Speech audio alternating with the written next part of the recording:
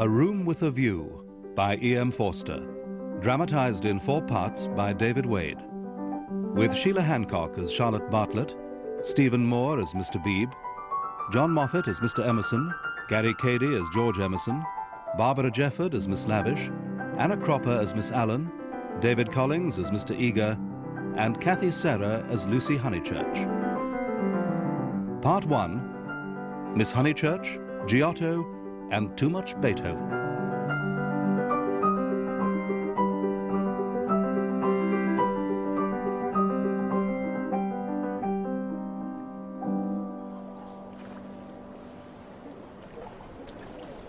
February 23rd, 1905. This evening, Cousin Charlotte and I arrived in Florence. Oh dear. And found ourselves in the Pensione Bertolini, where the Signora turned out to be a Cockney married to an Italian, where the dining room is hung with a portrait of the Queen and another of the Poet Laureate, both of them long dead, and where there also hangs a notice for the English Church, chaplain in residence, the Reverend Cuthbert Eager, M.A. Oxon. As if that were not enough, all our fellow guests are English tourists like ourselves. Florence? I felt we might as well have been in London. Our pensione was at first a little of a disappointment, not least because we had been promised adjoining rooms with a view onto the river. Instead, we had been given rooms far apart and overlooking a most disagreeable courtyard. Tired as we were, we rather let our disappointment show at dinner. Not altogether wisely as it was to prove. The Signora had no business to do it, no business at all. Oh, Lucy. I did so want to have a view across the Arno. Oh, it is a shame. Any look does for me, naturally, but it does seem hard that you should be without a view. Cousin Charlotte, you mustn't spoil me. Of course, you must look over the river too. The first vacant room in the front, and You must have it. No, you must. Hush, dear, not so loud. I insist. Your mother, but for whose kindness I would not be here, has entrusted you to me. She would never forgive me. On the contrary, I am the one she would never forgive. Excuse me, but I have a view. I have a room with a view. A view? Indeed. Yes, a view. How delightful. This is my son, George. How do you do? I have a view as well. Both of us have rooms with views. Ah, I don't quite Lucy, dear, leave this to me, please. What I mean is that you can have our rooms and we'll have yours. We'll change. Thank you very much indeed. That is, of course, out of the question. Why? Because it's out of the question. Thank you. You see, we wouldn't like to take... Lucy, please. No, but I would like to know why. I mean, women like looking at views, men don't. George, persuade them. It's so obvious they should have the rooms, there's nothing else to say. Indeed, there is not. But there is. There is a great deal to say. Why should you not change?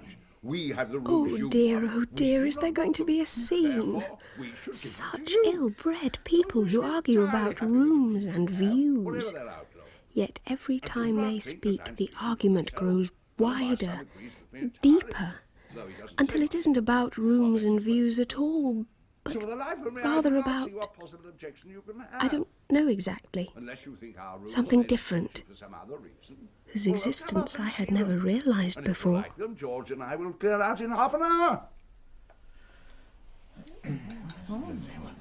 Lucy, eat your dinner, dear. That old man and his son seem very odd. Just eat your dinner. This pension is a failure. Tomorrow we make a change. Good evening, ladies. Good evening, gentlemen. I do apologise for being quite so late. I was walking in the city. Why, it's Mr. Beebe! Oh, how perfectly lovely! Charlotte, we must stop here now, however bad the rooms are. Mr. Beebe, how do you do? I expect you have forgotten us. I am Miss Honeychurch, and this is Miss Bartlett. How do you do? Whom I was visiting at Tunbridge Wells when you helped the Vicar of St. Peter's that very cold Easter.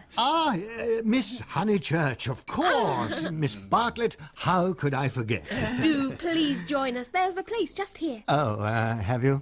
Oh, I am so glad to see you. Just fancy how small a world it is. Summer Street, too, makes it so specially funny. Indeed. Miss Honeychurch lives in the parish of Summer Street, Mr. Beebe, where I understand you have just accepted the living. Ah, quite right. I move into the rectory at Summer Street next June. I am most fortunate to be appointed to such a charming neighbourhood. Grazie. Oh, how glad I am. The name of our house is Windy Corner. Very charming, too. I live there with my mother and Freddie. That's my brother. Though it's not often we get him to... The church is rather far off, I mean. Lucy, dearest, let Mr. Beebe eat his dinner. I am eating it, thank you, and enjoying it. Now, Miss Honeychurch, tell me, do you know Florence well? Oh, no, not well at all. That's to say I've never been here in my life, and wouldn't be here now if Mother hadn't suggested... Then permit me to advise you. Don't neglect the countryside around. The first fine afternoon, drive up to Fiesole and around by Settignano or something of that sort. No, Mr. Beebe, you're wrong. The first fine afternoon, your ladies must go to Prato. Prato? No, not too far. Start with something nearer home. Mr. Beebe's right. Get to know the city first. That's my advice to you. Beginning with the Duomo. Not the Duomo. Everybody should begin in the Piazza della Signorina. That's the heart of the Whatever place. else you do, don't leave without a tram. If you can get onto one. You're all wrong. Each one of you. Prato is the place. They must go to Prato before anything. It is too sweetly squalid for words. I love it. I revel in shaking off the trammels of respectability, as you know. Or if we didn't, we do now. Lucy, dear, if you have finished, perhaps we should go into the drawing room. By all means. Good evening to you, Mr... And to you, Miss Honeychurch. Young lady, should you change your mind about the rooms... You're very kind, but thank you. No.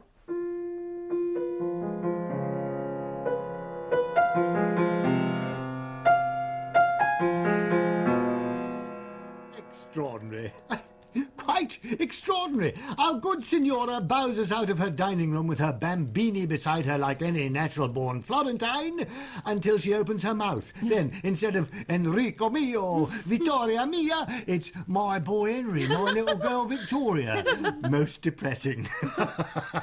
And as for this drawing room, pure Bloomsbury. Don't you agree, Miss Honeychurch? Yes, I do. Oh, Mr. Beebe, I must tell you that we are most grateful to you. The first evening means so much.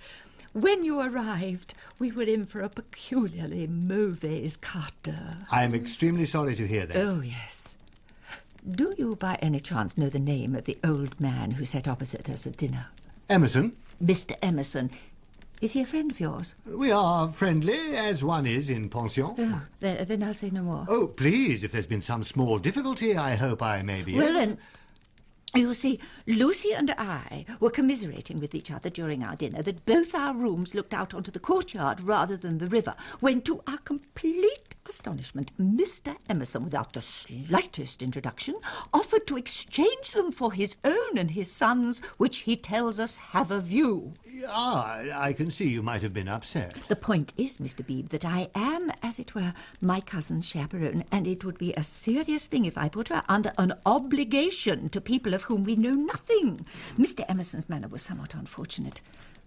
I hope I acted for the best. You acted very naturally.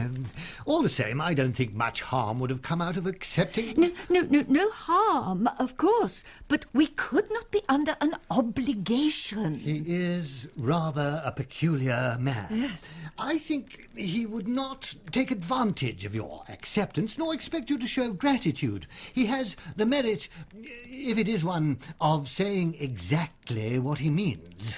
It is so difficult.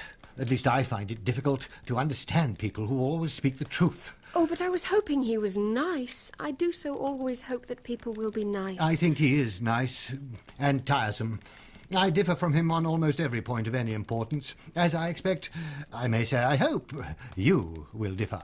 Am I to conclude he is a socialist? Well, for want of a better term. And presumably he has brought up his son to be a socialist also. I hardly know, George. for he hasn't learnt to talk yet. But he seems a nice enough creature, and I think he has brains. Of course, he has all his father's mannerisms, and it is quite possible that, as you say, he too may be a socialist. Oh, you're most helpful. But you think I ought to have accepted their offer. You feel I have been narrow-minded and suspicious. Not at all. I never intended to suggest that. But ought I not to apologise at all events for my apparent rudeness? Certainly not. It was quite unnecessary. Now, if you will both forgive me... Oh, by all means. Good evening, Mr. Beebe. Oh, dear. Was I a bore? Why didn't you talk, Lucy? He prefers young people, I'm sure. I hoped you would have his company for the rest of the evening. He is nice, just what I remember. He seems to see good in everyone. No one would take him for a clergyman. Lucia! Well, you know what I mean. And you know how clergymen generally laugh. Mr. Beebe laughs just like an ordinary man. You are a funny girl. How you remind me of your mother. I wonder if she would approve of Mr. Beebe. I'm sure she will. Everyone at Windy Corner will approve. Ah, yes. It is the fashionable world. I am used to Tunbridge Wells, where we are hopelessly behind the times. Yes. Oh, I have been selfish and unkind. I must be more careful. It is so dreadful for Charlotte being poor. Oh, forgive me, please, Miss Honeychurch, and Miss Bartlett, too. I did not wish to startle you. Alan, Miss Catherine Allen, I wondered if I might be allowed to join you. Oh, please do. We should be delighted. I could not help overhearing that this is your first visit to Florence and perhaps, indeed, to Italy. That is so, Miss Allen, yes. It is always such a plunge, a first visit anywhere. Oh, isn't it? But so gratifying after one has taken the plunge and it has turned out a success. That has certainly been our experience. My dear sister Teresa, you saw her no doubt at dinner. Well, the improvement in her health since you arrived in Italy is quite remarkable. One naturally learns to take all necessary precautions. At night one closes the bedroom windows. In the morning it is advisable thoroughly to empty the hot water bottles. And of course in such respects Florence is much kinder to its visitors than Venice, where we spent a night and where I found in my bedroom something that is one worse than a flea, though mercifully one better than something else. But here you are, as safe as in England. Signora Bertolini is so very English. Yet our rooms smell. We dread the thought of going to bed. That is because you look into the courtyard. If only Mr. Emerson were more tactful.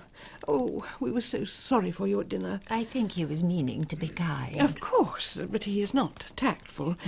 Yet have you ever noticed that there are people who do things which are indelicate and yet at the same time beautiful? Beautiful? Are not beauty and delicacy linked? So one would have thought. But things are so difficult, I sometimes think. Miss Bartlett, it's all right about the rooms. Oh. I'm so glad. Mr. Emerson was talking about it in the smoking room, and knowing what I did, I encouraged him to make the offer again. He has let me come and ask you. He would be so pleased. Oh, Charlotte, we must take the rooms now. The old man has been so nice and kind. I see that I have been officious. I must apologise for my interference. Oh, Mr. Beebe, please don't be offended. Dearest Lucy, my own wishes are unimportant in comparison with yours. It would be hard indeed if I stopped you doing as you liked when I am only here through your mother's kindness. If you wish me to turn these gentlemen out of their rooms, I will do so. Mr. Beebe, would you kindly tell Mr. Emerson that I accept his kind offer and then conduct him to me that I may thank him personally? With the greatest pleasure. Now remember, Lucy, I alone am implicated in this. I do not wish the acceptance to come from you. Grant me that, at all events. Why, yes. Oh, look, a piano.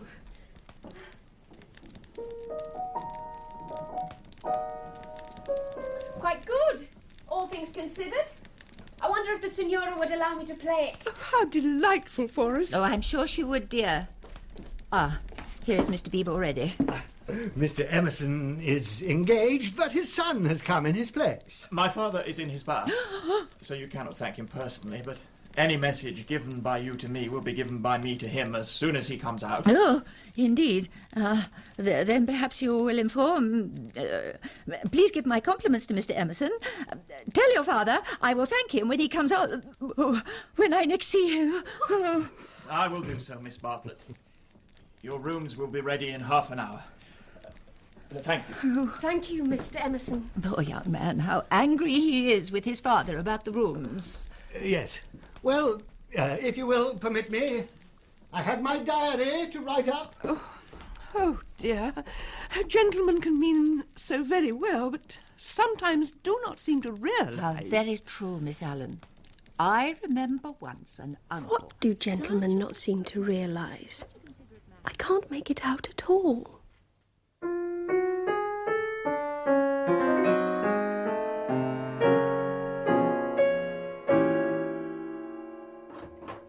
I thought this room should be mine, Lucy. Just as you like. With yours immediately beside it. Come, I'll show you. But first I should explain. What's that? What, dear? There, above your washstand. A sheet of paper with a question mark on it. Gracious me. To think I did all my unpacking and never even saw it. It's a very big question mark. Whatever can it mean? I have no idea, but it's exceedingly obnoxious. It must belong to Mr. Emerson. Exactly. Oh, I suppose I ought to give it to him back. I shall put it in the blotter. So, now, your own room, dear. I so hope you will like it. I'm sure I'll like it very much. I was about to explain why it is that I have taken the larger room. Well, naturally, of course, I should have given it to you, but I happen to know that it belongs to the young man, and I was sure your mother would not have liked that. I'm sorry, Charlotte, but I don't understand. My dear, if you are to accept a favour, it is more suitable that you should be under an obligation to the father rather than to the son. I am a woman of the world in my own small way, and I know where things lead to. However, Mr. Beebe is a guarantee of a sort that they will not presume on this obligation. Mother wouldn't mind, I'm sure. No, but... well. High time for Bedfordshire. Good night, dearest Lucy. Good night, Charlotte. Oh, why does it have to be like this? Why can't we just accept? Anyway... Oh, but look, Charlotte has unpacked for me as well. She is so very kind, and yet I sometimes wish... The view! Oh, the lights, all dancing on the river, the cypresses, and such a moon. Oh, kind old Mr. Emerson who made this possible.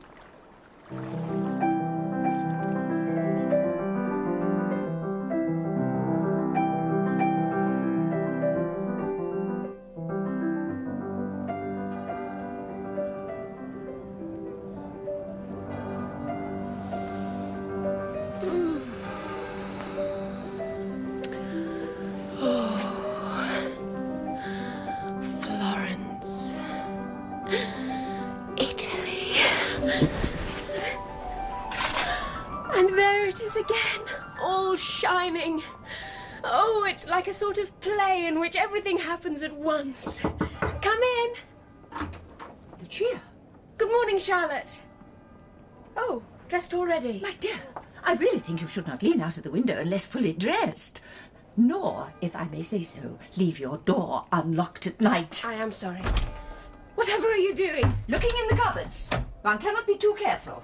Anybody might have tried your door while you were sleeping. No, all is well. So, hurry along now, Lucy, I beg you, or the best of the day will be gone. I shall see you at the breakfast table.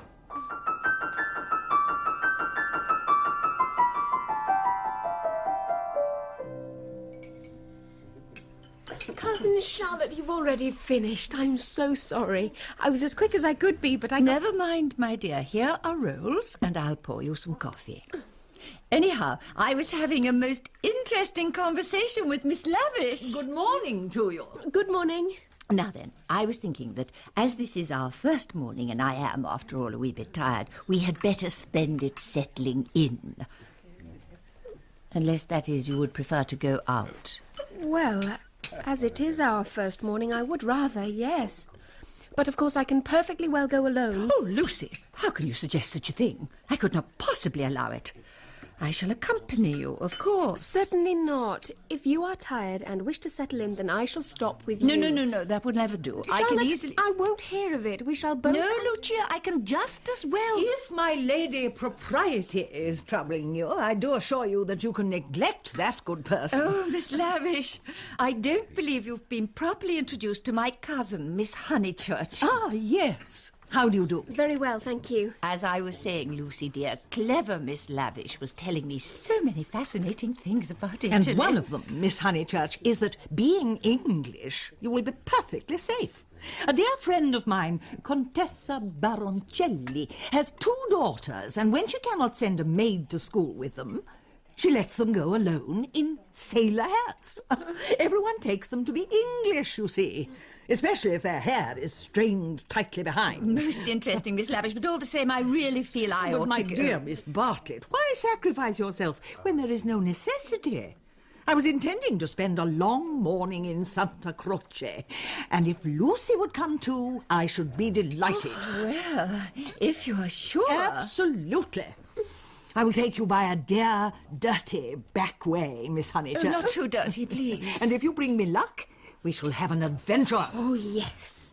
And Santa Croce, where is that? My Baedeker will know.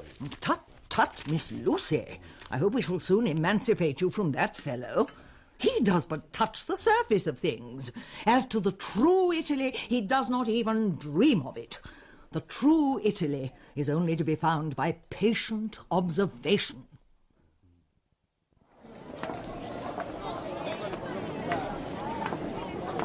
Oh, the warmth. How the spirit blossoms in the spring sun of Italy. Oh, yes, it does. And how the February wind comes down the side streets like a knife. Here is the Ponte alle Grazie. Dante mentions it, you know. Indeed. The smell. A true Florentine smell.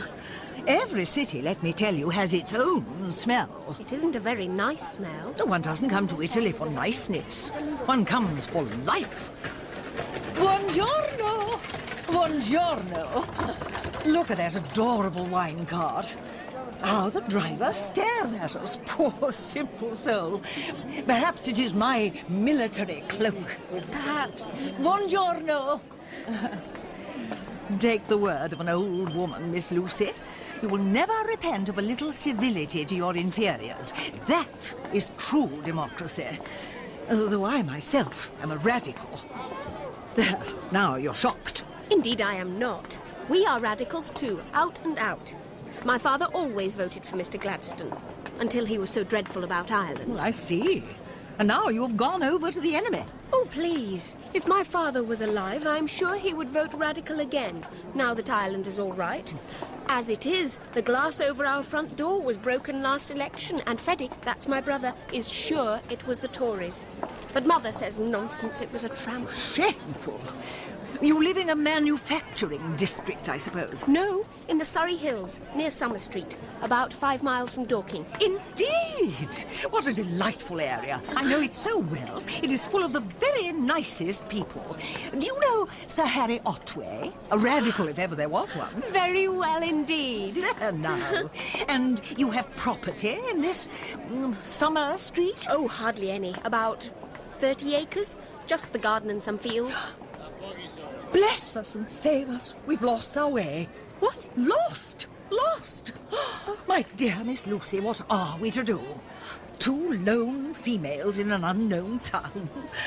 Now, this is what I call an adventure. But everyone must know where Santa Croce is. Shouldn't we ask? Oh, but that is the word of a craven. And no You are not to look at your Baedeker. Give it to me. I shan't let you carry it. We will simply drift and see where fate takes us.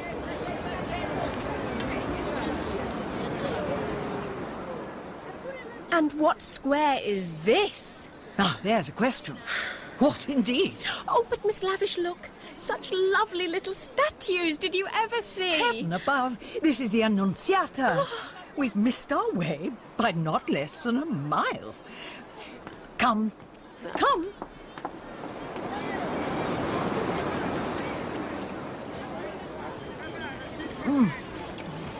Delicious, don't you think? Hot chestnut paste. So typical, so restorative. Most delicious. If only it did not taste of hair oil and of... I dare not think what else. And look! As if the restoration of the body were not enough, now the restoration of the spirit beckons. Santa Croce. Is it not exquisite? Quite exquisite. It's hideous. It looks as if it had been made of icing sugar. Let us enter and make obeisance to Giotto. No! Stop a minute. Let those two people go ahead of us, or I shall have to speak to them. Oh, the British are abroad. But we sat opposite them at dinner last night. They have given us their rooms. They were so very kind. Look at their figures. They walk through my Italy like a pair of cows. Oh, it's very naughty of me, but I would like to set an examination paper at Dover and turn back every tourist who failed us. What would you ask us? Us? Oh, my dear, you would not be one of my examinees. Oh, but wait. That old man across the piazza, the one with the white whiskers. I call him my local colour box. I must have a word with him. Signore! Signore! Miss Lavish? Oh. Signorina. Please. Go away. I have no money. Please, signorina. Go away. Nothing. Niente. But where's Miss Lavish? She's gone. Vanished.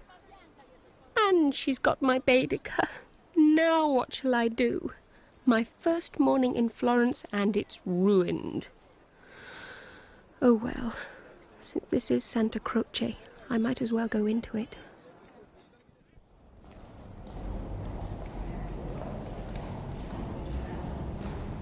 It is, of course, the most wonderful building. Rather like an enormous barn, but very cold. Which are the Giottos, I wonder? They have tactile values, or so it said in Baedeker. But who is to tell me which and what they are? Oh well, none of it matters very much, for after all, here I am in Italy, in Florence, in Santa Croce, and all around me the illustrious dead, Michelangelo, Galileo, Machiavelli. Such names. Miss Honeychurch? Oh no, the Emersons. What are you doing here?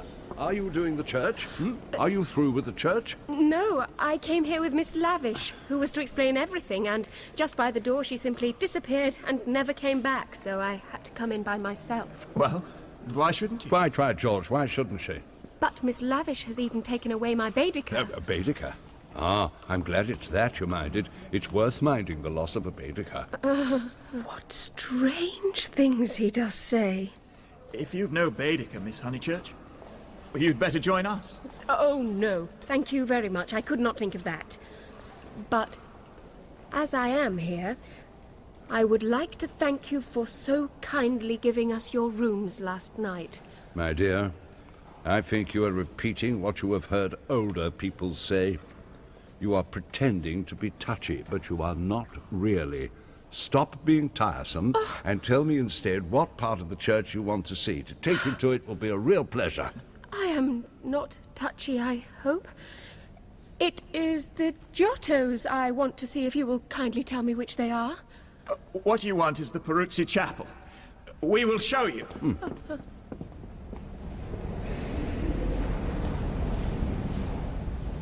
Remember the facts about this church of Santa Croce. I am sorry. A guided tour.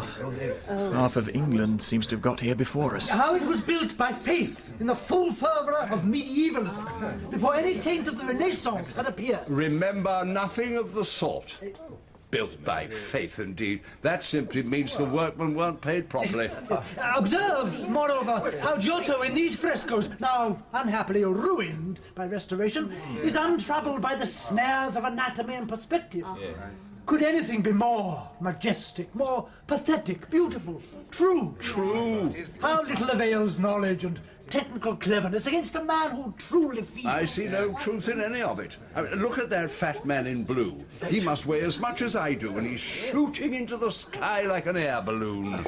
I do beg your pardon, sir. This chapel is somewhat small for two parties. Yes. We will incommode you no longer. Oh, no, don't. Do come this way, ladies. This is simply terrible. Why did I agree to go with these two awful men? Oh, Miss Allen. Good morning. Good morning, Miss Honeychurch. Such an interesting guy, dear Mr. Eager. We do recommend him to you. What have you done with Miss Bartlett? Oh, look, come back, please. There's plenty of room here for us all. Come back. Oh. Mr. Eager. George. I do believe that fellow is the curate we once had in Brixton. Is he? I don't remember. Yes, it's Mr. Eager. Oh, I'd better speak to him and remind him who I am. Now, why did he leave? Did we talk too loud?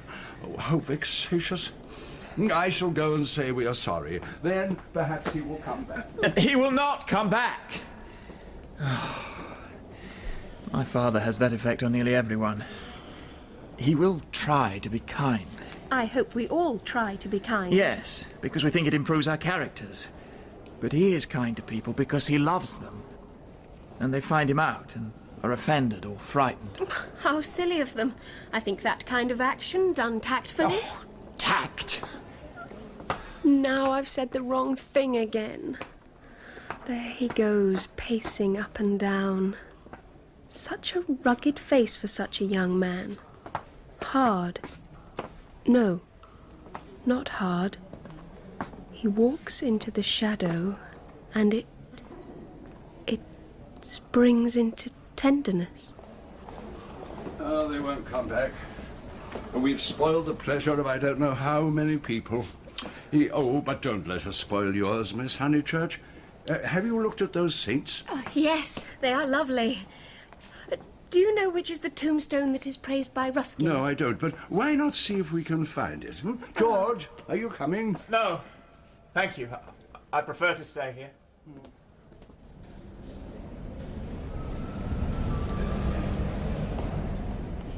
Could this be the tombstone, Mr. Emerson? Maybe, I don't know. Oh, why will George persist in staying behind to look at that fresco? I saw nothing in it. Oh? I like Giotto, though I like things like the Della Robbia babies better. So you ought. A baby is worth a dozen saints. My baby's worth the whole of paradise, and yet, as far as I can see, he lives in hell. Yes, in hell. He's unhappy.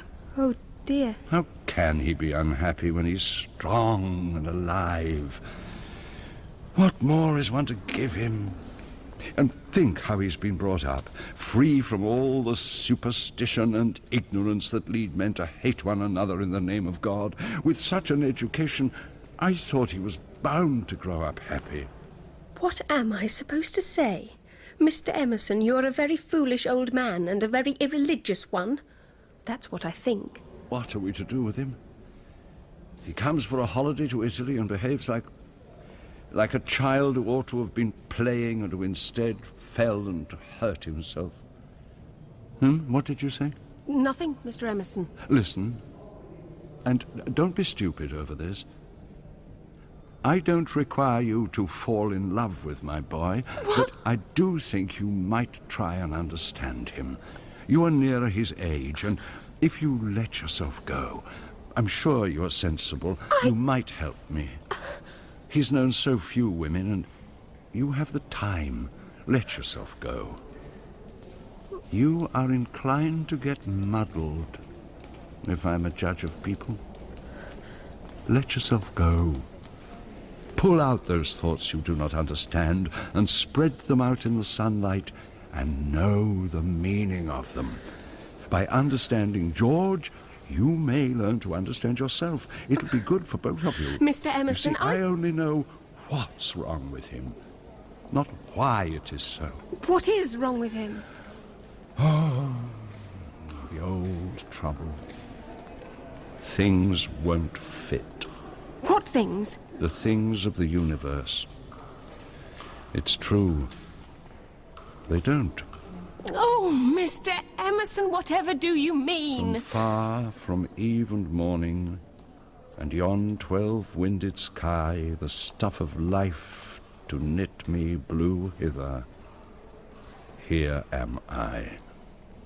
George and I both know this, but why does it distress him? We know that we come from the winds and that we shall return to them. Why should this make us unhappy? Let us rather love one another and work and rejoice. I don't believe in this world's sorrow. Oh, no, nor do I. Then make my boy think like us. Make him realize that by the side of the everlasting why, there is a yes.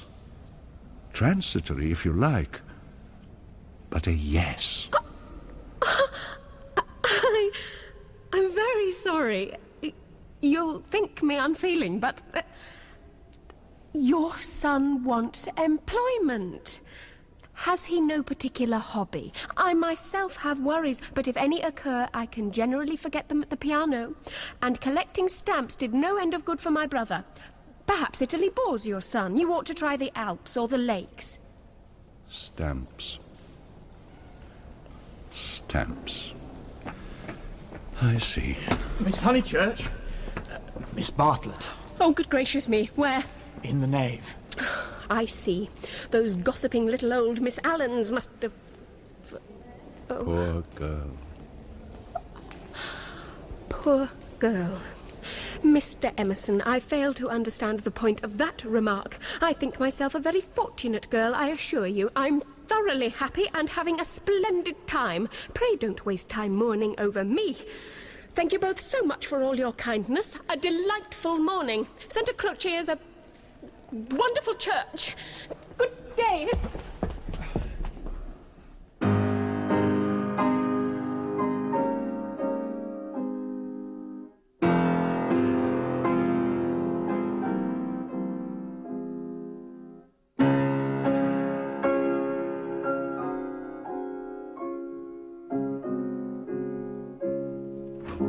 Miss Lucy, how sweetly you do play.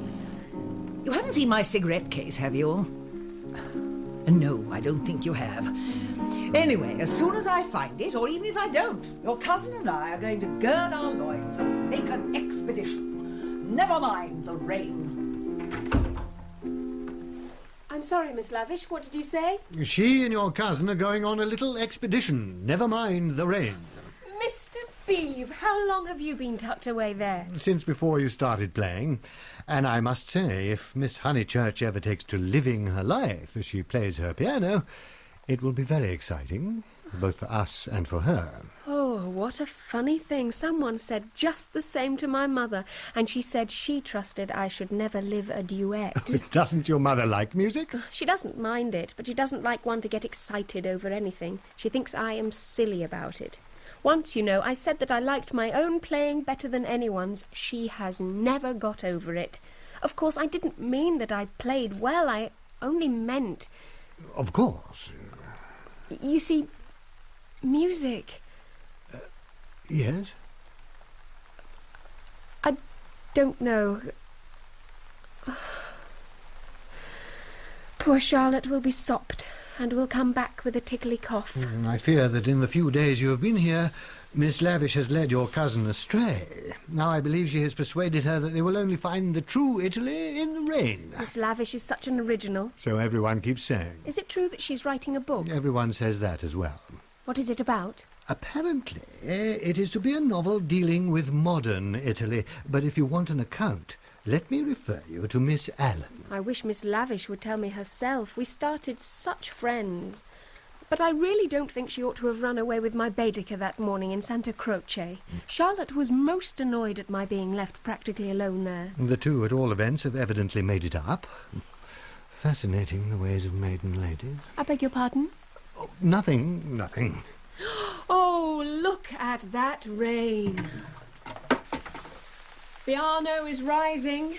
Poor Charlotte really will be sopped.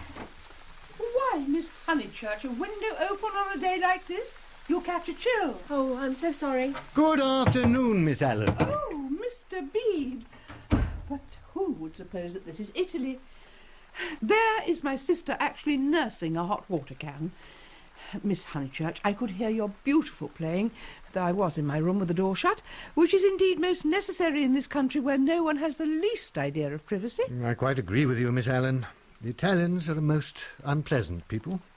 They pry everywhere, they see everything, and they know what we want before we know it ourselves. We're at their mercy. Yet in their hearts they are superficial. They have no conception of the intellectual life. Oh, good gracious. What is this I'm sitting on? A cigarette case? Ah, that belongs to Lavish. A good fellow, Lavish, but I wish he'd start a pipe. Oh, Mr. Beebe.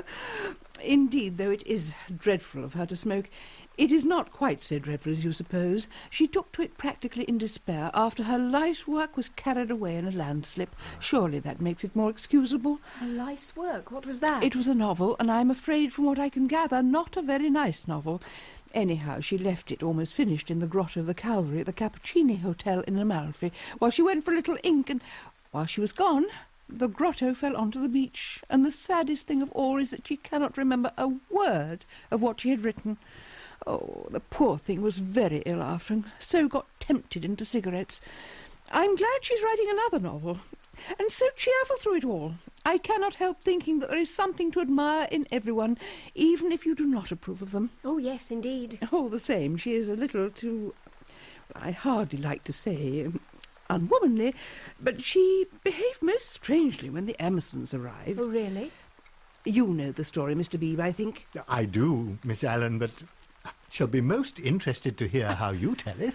Well, Miss Honeychurch, I don't know if you have noticed that Miss Pole, the lady who has so much rather yellow hair, always takes lemonade. Well, old Mr. Emerson, who puts things very strangely, warned Miss Pole about the dangers to her... Oh. Go on, Miss Allen. Excuse me, I will order us some tea. Oh, dear, how tactful of him. It should have occurred to me. This was not a story that a lady could possibly finish in the presence of a gentleman. In what way do you mean? Her S, my dear. Her stomach. Old Mr. Emerson warned Miss Pole about the dangers to her stomach. I must say I forgot myself and laughed. It was so sudden, though, as my sister said, it was no laughing matter.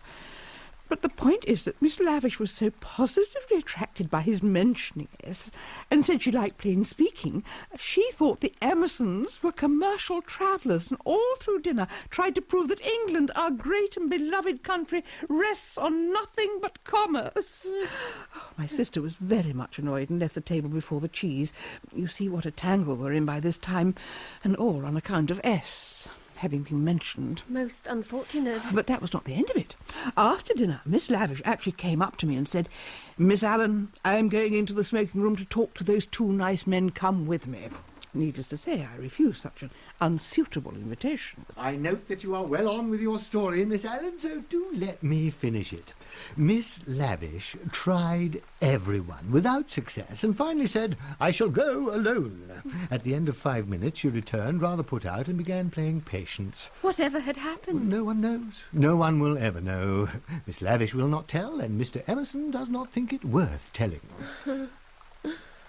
Mr. Beebe, old Mr. Emerson, is he nice or not nice? I do so want to know. That's a question I suggest you settle for yourself. But it is so difficult. Miss Allen, what do you think? Is Mr. Emerson nice? Come now, Miss Allen, I consider you are bound to class him as nice after that business of the violets. Violets? Violets? He and his son both filled the Miss Allen's room with bowls of violets, so I heard. Oh, how lovely. Oh, dear, how things do get around. No, but I cannot forget how they behaved at Mr. Eager's lecture at Santa Croce. Oh, poor Miss Honeychurch. You were there, of course. It really was too bad. No, I have quite changed. I do not like the Emersons. They are not nice. Well, I don't know. I can't help feeling that they are nice. Not that I see anything of them. Even their seats at dinner have been moved. But aren't they always waylaying you to go out with them, my dear? Only once. Charlotte didn't like the idea and said so. Quite politely, of course. Oh, most right of her. They don't understand our ways. They must find their own level. I have the feeling that they've rather given up their attempt, if it was one, to conquer society. These days the father is very nearly as silent as the son. I wonder if it would not be good to plan a pleasant day for them before they leave, an expedition somewhere.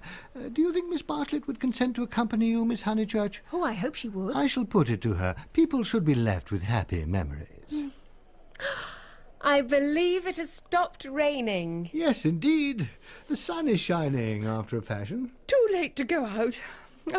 All the galleries are shut. I think I shall go out. I want to go round the town in the circular tram, on the platform by the driver. Oh! I wish we could go with you. Unluckily, I have letters. If you do want to go out alone, won't you be better to go by foot? Italians, my dear. On the trams. You understand? Perhaps I may meet an Italian who can read me through and through. I can see you don't approve. Oh, well, I shall only go for a little walk, and I shall keep to the streets frequented by the tourists. I think we might permit you that, Miss Honeychurch. I shall see you at dinner. She oughtn't really to go at all, and she knows it. I put it down to too much Beethoven.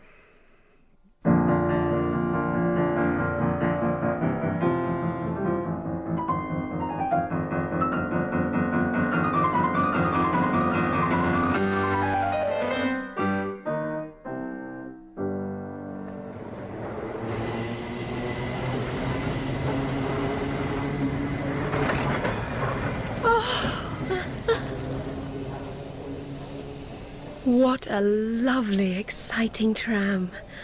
But I have said I won't. Unladylike, as Charlotte is forever saying. Why are most exciting things unladylike? It's not that ladies are inferior to men, it is that they are different. Their mission in this life is to inspire others to achievement rather than to achieve themselves. Indirectly, by means of tact and naturally a spotless name, a lady can accomplish much, but if she rushes into the fray herself, she will be censured, then despised, and finally ignored. I know that's how it is, but why? Why does it go on? It's knights in armour, maidens, dragons, it's medieval. Ah, well, since I can't go on an electric tram, I shall go to Alinari's shop and buy some photographs.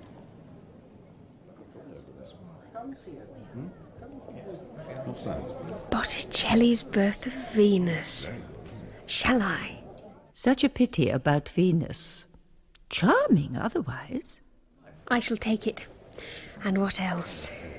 Giorgione, Sistine frescoes, Fra Angelico, Giotto, tactile values, Della Robbia, fat babies, Guido Reni. I will have these, thank you. 7 lire. Grazie, signorina. Grazie.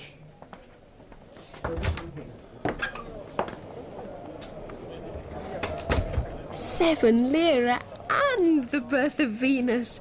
Have I struck a blow for liberty? Hardly. The world is certainly full of beautiful things, if only I could come across them. But nothing ever happens to me. Here's the Piazza della Signoria. It's beautiful, I suppose, but not like it was the first time. How strange it is at this hour, all in shadow. Oh, but the tower, in sunlight, like a golden pillar in the sky. Oh, do let something happen. No, 5 lire! Avevi detto 5! Oh, something is happening. Senti un po', 5 lire! Senti tu! Vedevi 15 lire! Ladro! Mascalzone! Oh! What have I done?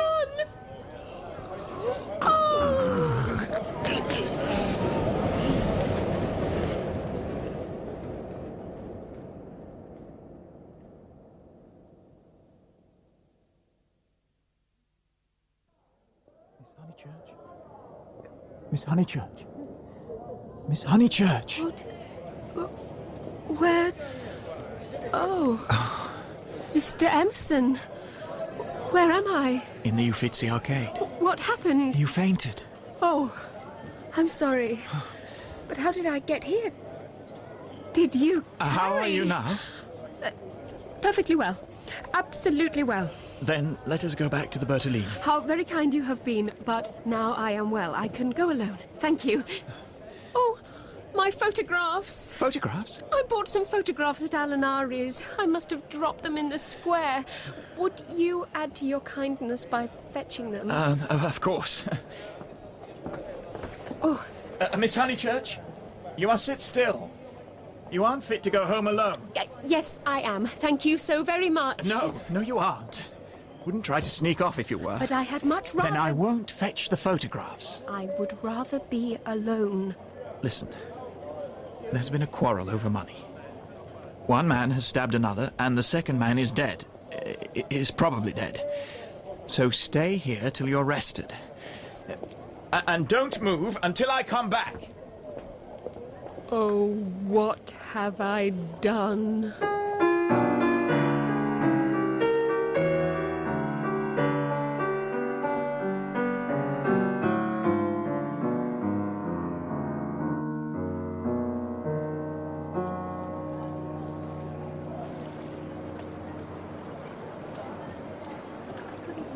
What was going on?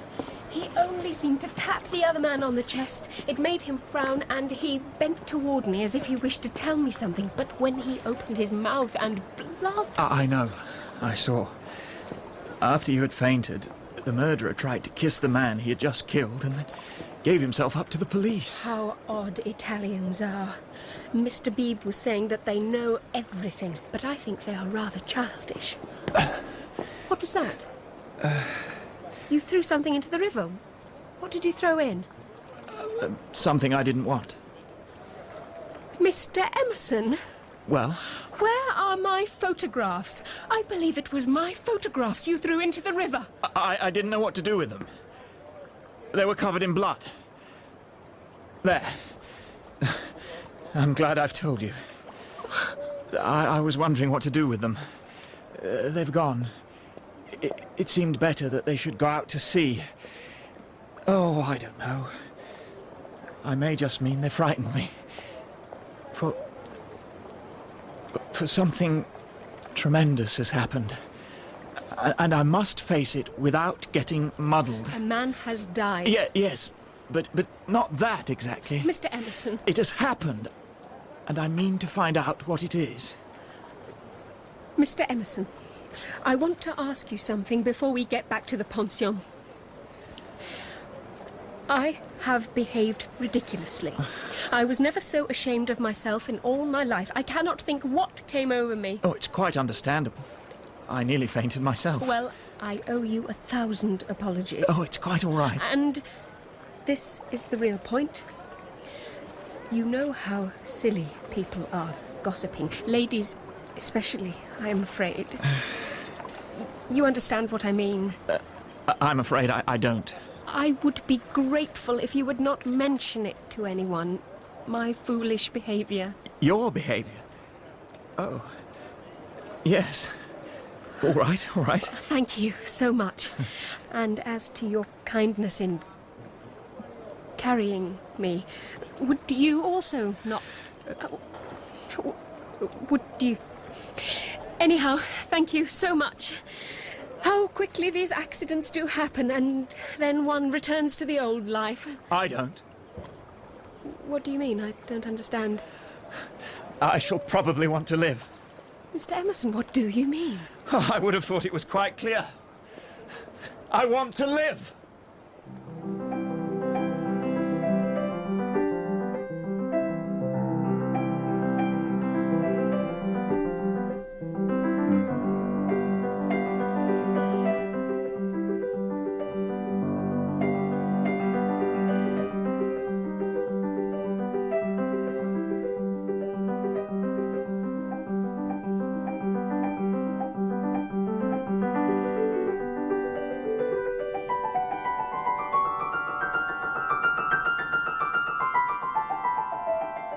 In Part 1 of A Room with a View by E.M. Forster, dramatised in 4 parts by David Wade, Kathy Sarah played Lucy Honeychurch, Sheila Hancock, Charlotte Bartlett, John Moffat, Mr. Emerson, Gary Cady, George Emerson, Stephen Moore, Mr. Beebe, Barbara Jefford, Miss Lavish, Anna Cropper, Miss Allen, and David Collings, Mr. Eager. Other parts were played by Gilly Bond, Michael Tudor Barnes, and Ian Masters. The pianist was Terence Albright. A Room with a View is directed by Glyn Dearman.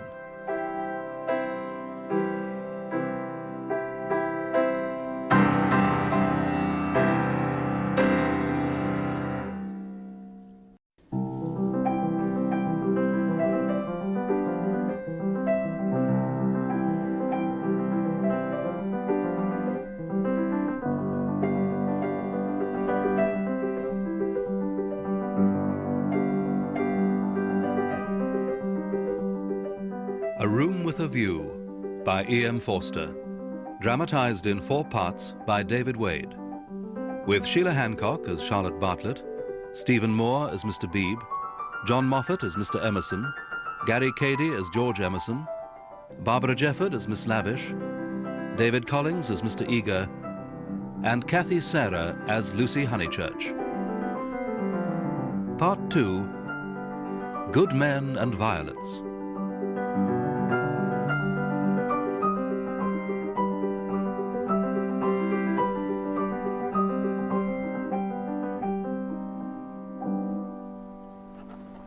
March the 1st, 1905.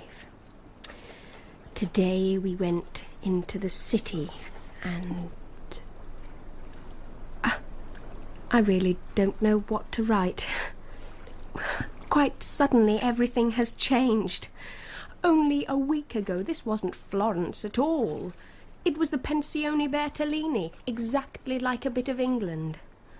Then things began to happen. The Emersons gave us their rooms with a view over the Arno. I went to Santa Croce. Miss Lavish heartlessly abandoned me, and yes, the Emersons again took me under their wing. Such a curious pair. But what has changed things more than anything is that yesterday a young man was stabbed to death in front of me, and who should be there to rescue me but yet again young Mr. Emerson. It seems as if there's no avoiding him.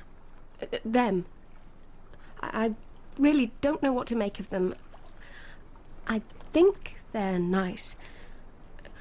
But, goodness me, how funny Charlotte is. As Mother says, you never know which way she'll turn. I dreaded telling her all about my great adventure. Well, not quite all of it. Yet when I did... Poor Lucy. Truly a most distressing experience. However, and all things considered, it could have been a great deal worse. Oh, do you think so? Certainly. If Mr. George Emerson had not happened to be there. From what you say, he behaved with exemplary courtesy and good sense, more perhaps than might have been expected. Had I been with you, as alas I should have been, I too would have insisted that you left the piazza instantly. I am glad that you approve of his behaviour. On this occasion, I do.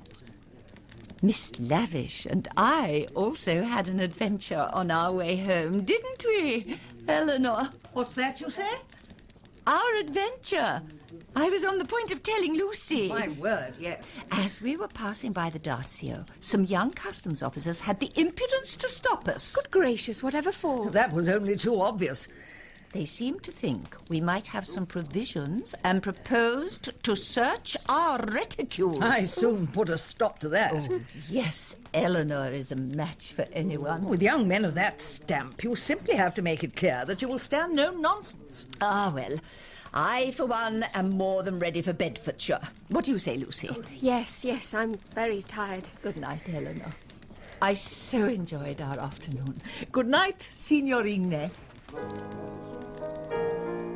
Oh, I do wish there was someone I could tell what really happened. All my adventure, not just the abridgment. But there's nobody to tell. I am all on my own.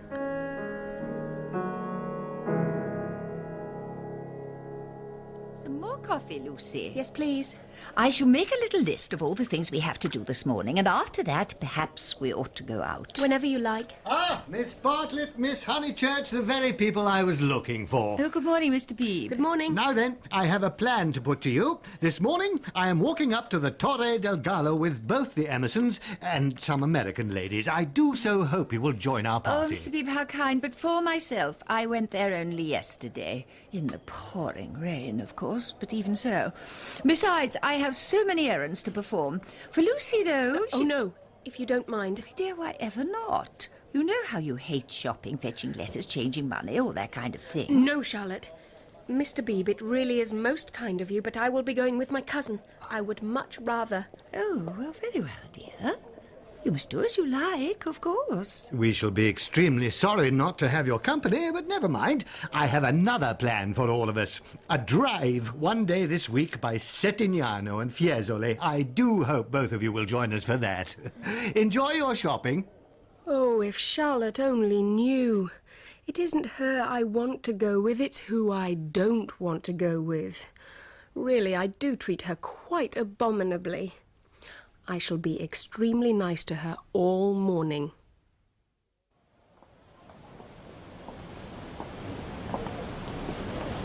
My dear, have you seen the river? What a torrent after all our recent rain. Do let us stop and look. Of course. But please not here. This is where he... Is anything the matter? No.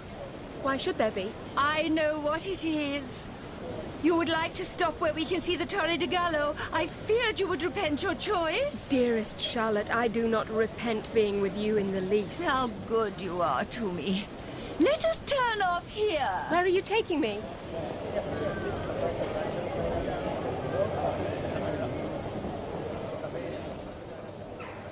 Ah, the Piazza della Signoria. I felt sure you ought to see it by the clear light of day. How thoughtful you are. Oh, ghosts, ghosts. Charlotte! Miss Lucy! Well met. I have obtained a newspaper and read about last evening's catastrophe, and do you know, it has given me an idea which I believe I will work up into a book. Oh, Eleanor, I do congratulate you. What a fortunate thing. But I'm doubly fortunate. Miss Honeychurch, come you here. You must tell me absolutely everything you saw of the incident. Oh, but perhaps you would rather not. If you could manage without it, I think I would rather not. I'm sorry. It is I who am sorry. We literary hacks are shameless creatures.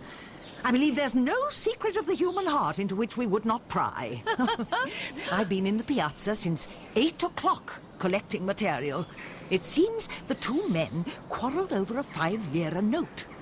But I shall make the subject of the quarrel a young lady. Oh, a heroine. And what will you call her? Leonora. Leonora. Oh, Eleanor, of course. Her participation will not only raise the tone, but furnish an excellent plot. And what is the plot to be exactly? Ah, what indeed? Love, of course. Of course. Love of Leonora, which is the reason for the murder. Murder followed, as I see it, by abduction, leading to implacable revenge. Oh, how thrilling! That is the barest outline. There will be a deal of local colour, and I shall introduce some humorous characters. And let me give you all fair warning. I intend to be unmerciful to the British tourist. Oh, you wicked woman. I'm sure you're thinking of the Emersons. I confess that in Italy my sympathies are not with my own countrymen. It is the neglected Italians who attract me. For I insist that a tragedy such as yesterday's is no less tragic because it happened to those in humble circumstances. And now, if you will forgive me... Why, Eleanor, of course. We wish you all success with your labours. Oh, yes, indeed. Goodbye, Miss Lavish. Arrivederci, signorine. That is my idea of a really clever woman. Hers will be a novel full of pathos. I am sure it will be. Just so long as I am not in it. She is emancipated, but only in the very best sense of the word. We had a long talk yesterday. She believes in justice and truth and human interest. She also told me that she had a high opinion of the destiny of women. Miss Bartlett! Miss Honeychurch! Oh! Good morning to you. Mr. Eager, what a pleasant surprise. Oh, not for me, alas. I have been watching you for quite some time. We were talking to Miss Lavish. So I saw. Fotografie, signore. Panorami. Photographs, panorama. Go away. Andate via. Sono occupato. But I am about to venture a suggestion. Would you and Miss Honeychurch be disposed to join me in a drive someday this week? A drive in the hills? We might go up by Fiesole and back by Settignano. Oh, Mr. Eager, what a wonderful suggestion. Oh, but you have only heard the half of it. There is a point on that road where we might get down and have a ramble, and where the view of Florence is most beautiful. It is the one that Alessio Baldovinetti is fond of introducing into his pictures. That man had a decided feeling for landscape. Decided. But who looks at it today? However, we shall do so. Well, I'm sure that we accept your invitation with the greatest pleasure, don't we, Lucy? Well, yes, but Mr. We Beebe shall be a has already... party carré. And in these days of tumult, one has great needs of the country and its message of purity. Photograph, signore, panoramas. Ecco, Andate via! Presto, presto! You see, the town, beautiful as it is, remains the town. How very true. Indeed, this very square, so I am told, witnessed yesterday the most sordid of tragedies. To one who loves the Florence of Dante and Savonarola, there is something portentous in such a desecration. Portentous and humiliating. Humiliating indeed. Miss Honeychurch happened to be passing through as it occurred. She can hardly bear to speak of it. And how, young lady, did you come to be here? Please, Mr. Eager, do not blame her. The fault was mine. I left her unchaperoned. So you were here alone, Miss Honeychurch? Practically. One of our acquaintances at the pension kindly brought her home. But for her, too, it must have been a terrible experience. I trust, Miss Honeychurch, that neither of you were at all, that is to say, it was not in your immediate proximity. He died by the fountain, I believe. And you and your friend... We're over at the loggia. Well, that must have saved you so much. But forgive me, I'm keeping you in conversation when I'm sure you must have more important things to do. Oh, no, Mr. Eager, only errands and a little shopping. Shopping? Oh, then I am your man. Oh. As a resident of Florence, I can guide you, if you will allow me, to places where you will be asked to pay no more than a fair price. Oh.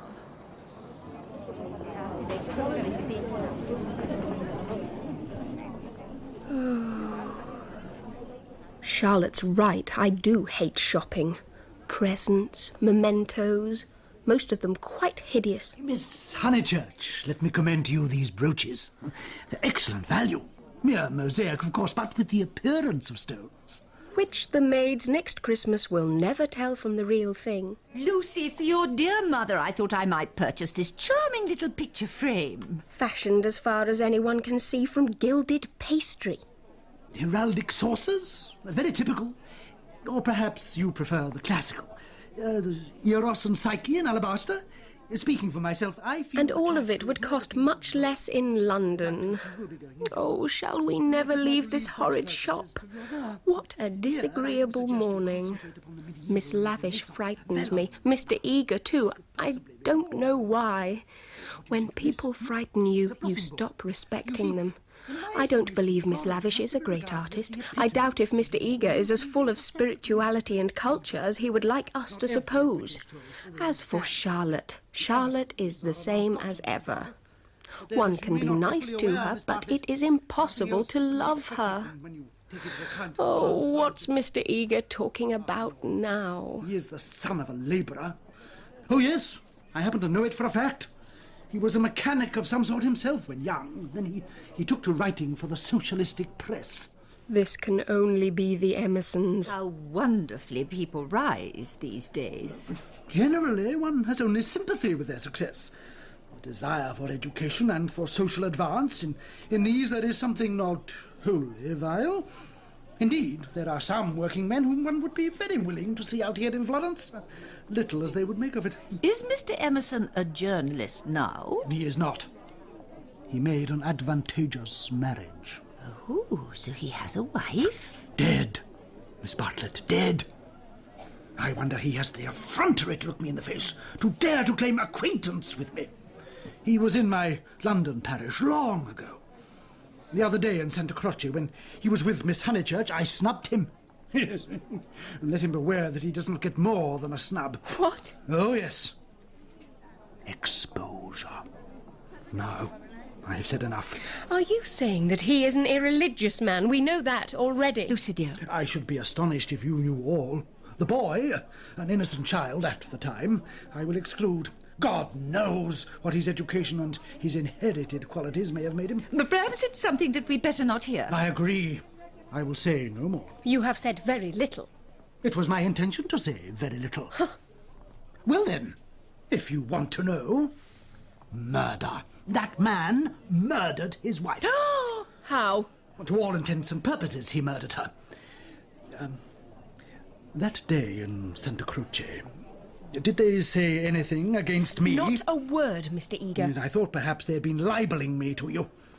But I suppose it is only their personal charms that make you defend them. I'm not defending them. They're nothing to me. How could you think Lucy was defending them? She will find it difficult to do so, for that man has murdered his wife in the sight of God. Perhaps, after all, I will buy this Leaning Tower of Pisa. Yes. And I must be going. Thank you for your great kindness, Mr. Eager, and we look forward with immense pleasure to our drive. Oh, is that taking place? Lucy, where are your manners? My dear young lady, if my suggestion does not take your fancy, far be it from me. No, Mr. Eager, on the contrary, we were both as keen on the idea as possible, but Lucy was not absolutely sure that it was definite. Were you, dear? No, I'm sorry, Mr. Eager. Well, do not concern yourself, Miss Honeychurch. I cannot have made myself perfectly clear. And now I must indeed be on my way. Good morning to you both.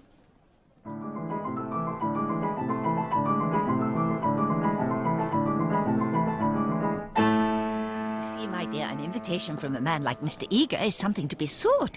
Remember, he is the English chaplain here in Florence, a resident. His knowledge of the city is exceptional. He is acquainted with all the best people. A drive with him is an occasion. Bother the drive. Lucy! But, Charlotte, don't you see? It is exactly the same drive as Mr. Beebe suggested this morning. Why should Mr. Eager invite us in that absurd manner?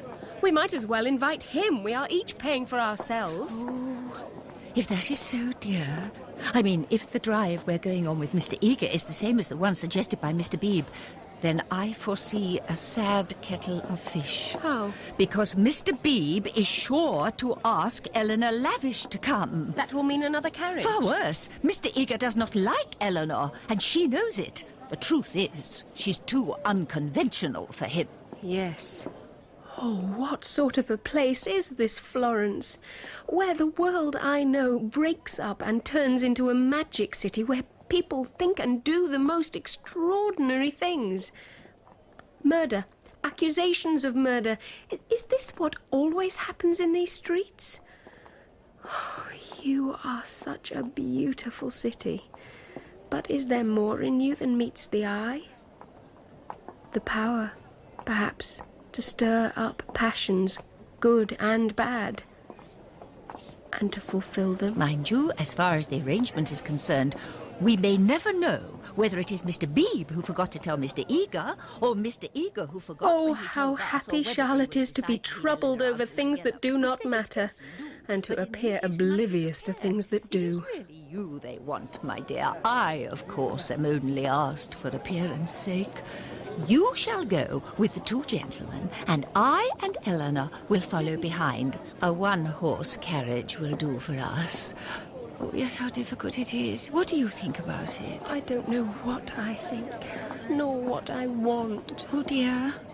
I do hope Florence isn't boring you, Lucy. Speak the word, and as you know, I would take you to the ends of the earth. Thank you, Charlotte. But here instead is the post office. Well, now, these two letters are for you. One from Freddie. It will be the usual scrawl, all athletics and biology. Biology? You forget, my brother is a medical student. Oh, so he is. How foolish of me. And this one's from my mother. I shall read it as we go along. The English spring has sprung some quite unusual surprises. Crocuses, which, if you recall, we bought in the belief that they were yellow, have come up puce, a colour not at all pleasing in crocuses. Then the new parlour-maid has watered all the ferns with essence of lemonade. Few, if any, are expected to recover. Dear Sir Harry Otway called upon us yesterday. His heart is broken at the new semi-detached cottages, which he says will be the ruin of Summer Street. Oh, dear mother, dear Windy Corner, where I am allowed to do everything, and nothing ever happens to me. And what news from your mother, Lucy, dear? Oh, nothing much. Except that Mrs. Vyse and her son Cecil have gone to Rome. She gives us the address of their hotel. Indeed. Oh, not that way, if you don't mind. Let us walk back through the Piazza della Signoria. One can never have too much of that. I suppose not. Do you know the Vyses? Oh, I don't believe I do. They're really nice people. So clever. At least my idea of what's really clever. Oh, don't you long to be in Rome? I die for it. Charlotte, listen. What if we popped off to Rome tomorrow, straight to the Vyses' hotel? I'm sick of Florence. You said you'd go to the ends of the earth for me, so do. Oh, do. Oh, you droll person. If we were to rush off to Rome, what, pray, would become of your drive in the hills?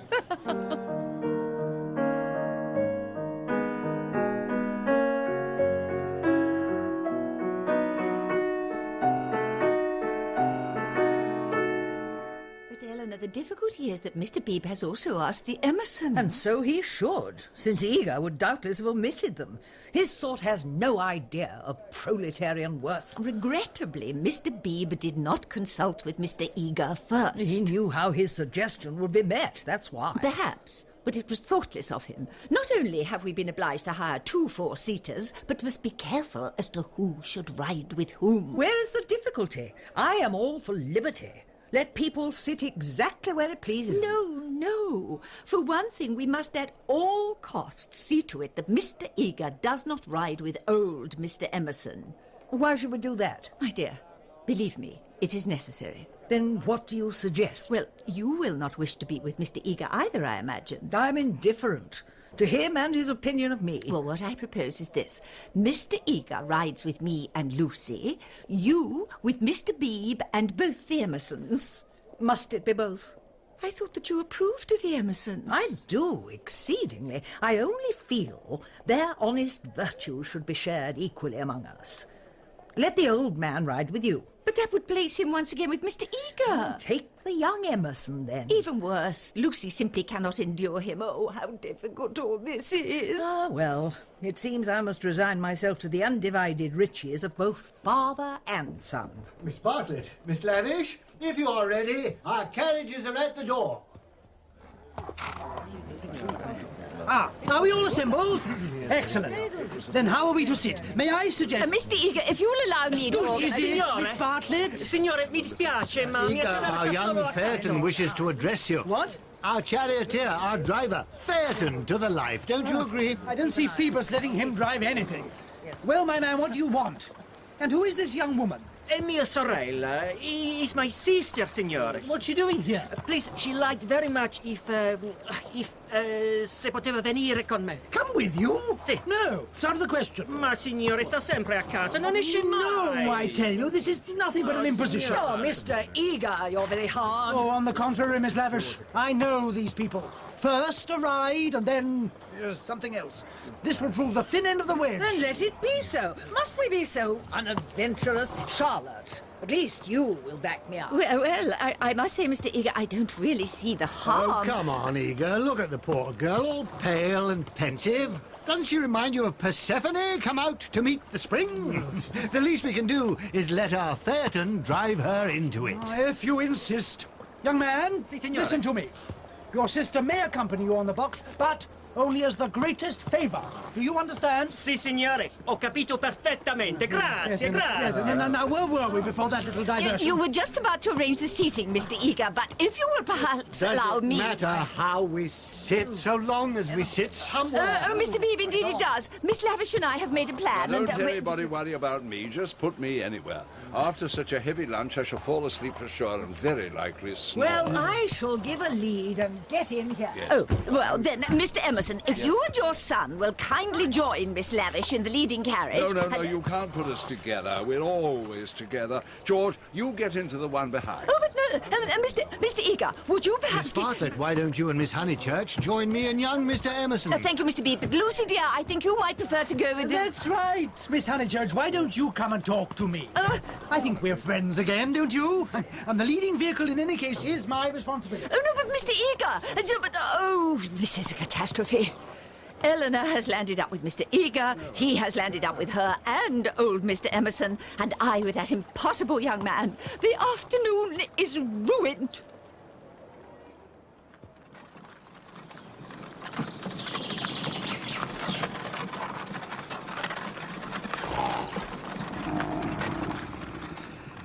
This expedition is the work of fate. But for it, I would have avoided George Emerson forever, which is all the more necessary because he plainly did not wish to avoid me. It's not that I dislike him. It's that I can't make out what happened the other day, and I think he can. It's frightening. Anyone can be upset at the sight of death, but to talk about it afterwards, to go from talk to silence, to sympathy. Something has gone wrong. Wrong in every way. We are to blame. We are wicked. That's why I must avoid him. But somehow fate in the shape of Charlotte and 2 English clergymen would not suffer me to leave Florence till I had made this expedition. So, Miss Honeychurch, are you travelling as a student of art? Of art? Oh, dear me, no. Oh, no. Perhaps as a student of human nature, then, like myself. Oh, no, I am here merely as a tourist. Indeed. If you'll not think me rude, we residents sometimes pity you poor tourists. Handed about like a parcel of goods from Venice to Florence, from Florence to Rome. Oh, do look! Phaeton has just looped the reins around his sister's waist and his arm with them. Mercifully, Mr. Eager has his back to them and Mr. Emerson's asleep. Not that it would worry him, I'm sure. In one inextricable whirl. You know the American girl in Punch who says, "Say, Papa, what did you see of Rome?" And the father replies, "Why, I guess Rome was the place where we saw the yellow dog." And that's tourism for you. Oh, I quite agree. The narrowness and superficiality of the Anglo-Saxon tourist is nothing less than a menace. Quite so, Miss Lavish. Now, the English colony of Florence, Miss Honeychurch, and it is of considerable size. Now he's trying to kiss Persephone. Oh, lucky girl. They and Mr. Emerson must be the only ones enjoying this expedition. Lady Helen Laverstock, for instance, is at present busy over Fra Angelico. I mention her name because we are passing her villa on the left. No, you can only see it if you stand. Oh, no, do not stand, or you will fall. This man is driving far too fast. Slower! Piano, slower, piano. Sì, va bene, signore, va bene, benissimo. Andiamo. You see, some critics go so far as to believe that Lady Helen's garden was the scene of the Decameron, which lends interest, does it not? It does indeed. Where, I wonder, do they place the scene of that wonderful seventh day? Slower! Piano! Do you hear? If you will look now to your right, Miss Honeychurch, you will see the house of Mr. Van der Planck, an American of the very best type. So rare, one must be grateful. Tell me, Mr. Eager, since, as you promised us, we're shortly to view Florence from the perspective of Alessio Baldovinetti, do you look upon him as a cause of the Renaissance or as one of its manifestations? Slower! Piano! Piano! How many more times do I have to... Stop! Stop the carriage instantly! What's happening? Well, what's going on? I don't know, Mr. Emerson. Young man, Signore. tell me the truth. Who is that person beside you? Why have we stopped? Is anything the matter? That, Beebe, is what I'm endeavouring to ascertain. I repeat, who is this person? È mia sorella, my sister, l'ho già detto. She may be many things, but she is most certainly not your sister. Signor- You are a liar, bugiardo. No, signore, davvero. You have lied to me quite shamelessly. No tip for you. Nessuna mancia. Signorina, get down this instant off the box Mr. Eager, this is all quite unnecessary. These young folk are lovers, and on no account should they be separated. Carry on, my dears. Pray, carry on. Mr. Emerson, you I, really cannot... too, would let them be, though I dare say I shall receive scant support. But all my life I've flown in the face of the conventions. No, we must not submit. I knew he was trying it on.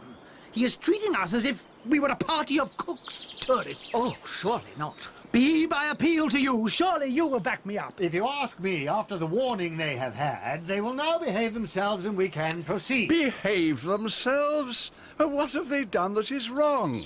Leave them alone, Mr. Eager. Do we find happiness so often that we should turn it off the box when it happens to sit there?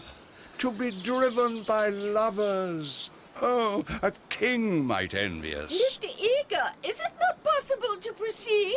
I dare say it is, Miss Bartlett, but I am not to be swayed.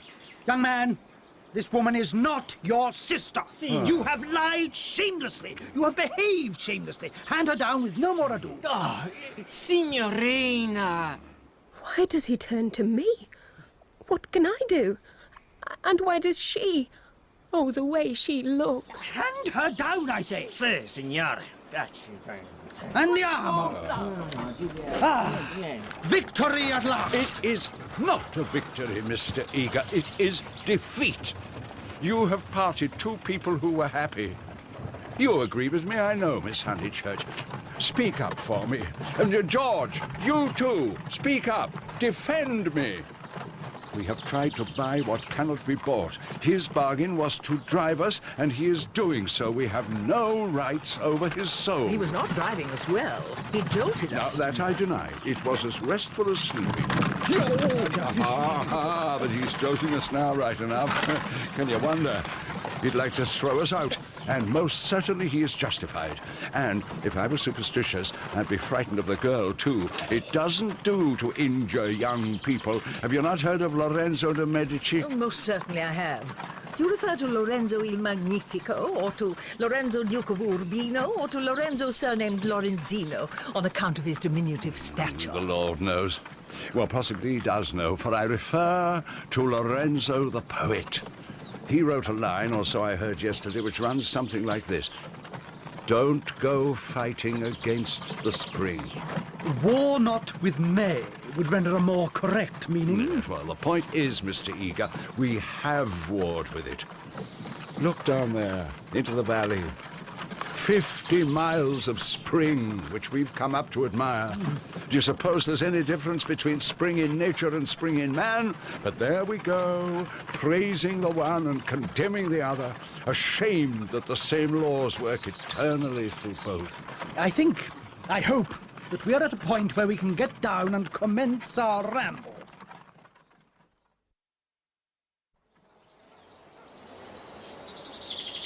Do you imagine, Mr. Eager, that Alessio Baldovinetti stood to paint his pictures? Ah, Miss Lavish.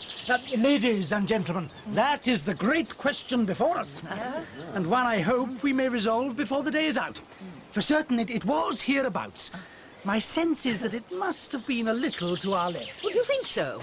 I have a clear impression, and I was studying a reproduction of the work in question only yesterday, that it would have been a good deal more in the opposite direction. I really doubt his work will bear out that interpretation.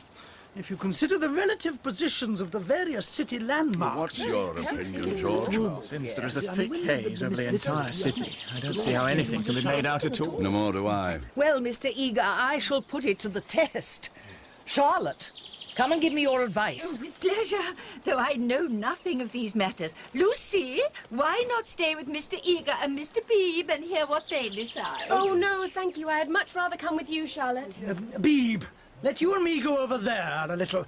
I suspect that we shall find the spot we're looking for, if you wish. I'm sure they'll find nothing of the sort. No question about it. Then you and I had better go and practice our Italian on the drivers, George. See if we can make amends. Have you a cigar to offer them? Well, this is where I thought he must have stood. But now I see the view, I'm no longer sure. What do you say, Miss Lucy? I'm sure I don't know either. Ah, well. Tell me, Charlotte, how were things in your carriage? Better, I hope, than they turned out with us. No, hardly. For the sake of conversation, I inquired of young Mr. Emerson what his profession was. Can you imagine what he answered? I'm no good at guessing. Tell me. The railway. The railway? That's what he said, and I was very sorry I had asked, and did not know what to say. But dear Mr. Beebe came to my rescue and turned the conversation so cleverly. The railway? Oh, but I shall die. Of course it is the railway. He's the image of a porter. On the southeastern... Eleanor, hush, they'll hear. I can't stop. A porter. Eleanor. The Emersons can't hear, and I'm sure they wouldn't mind if they did. Miss Honeychurch, you were listening. You naughty girl, go away. Oh, Lucy, you really ought to be with Mr. Eager. I'll never find them now. And anyway, as I said, I don't want Mr. to. Eager will be offended. It is your party. Please, I'd much rather stop here with you. I agree with Charlotte. It's like a school feast. The boys have got separated from the girls. Miss Lucy, you are to go. We wish to converse on topics unsuited for your ear. Then please do so. I shall not listen. Oh, I do wish Freddie and your mother could be here. How tired one gets. Tired? Then, Charlotte, observe my foresight. What have you there? My dear, Mackintosh squares for us to sit on. Foresight, indeed. Warranted to protect the human frame from damp grass or cold marble steps. Ah, but you have only the two. I fear so.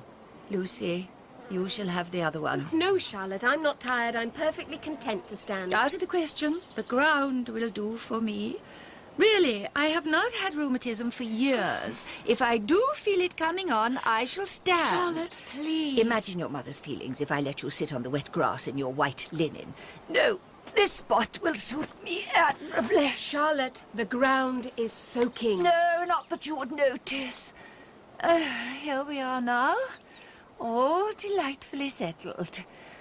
Even if my dress is thinner, it will not show so much being brown.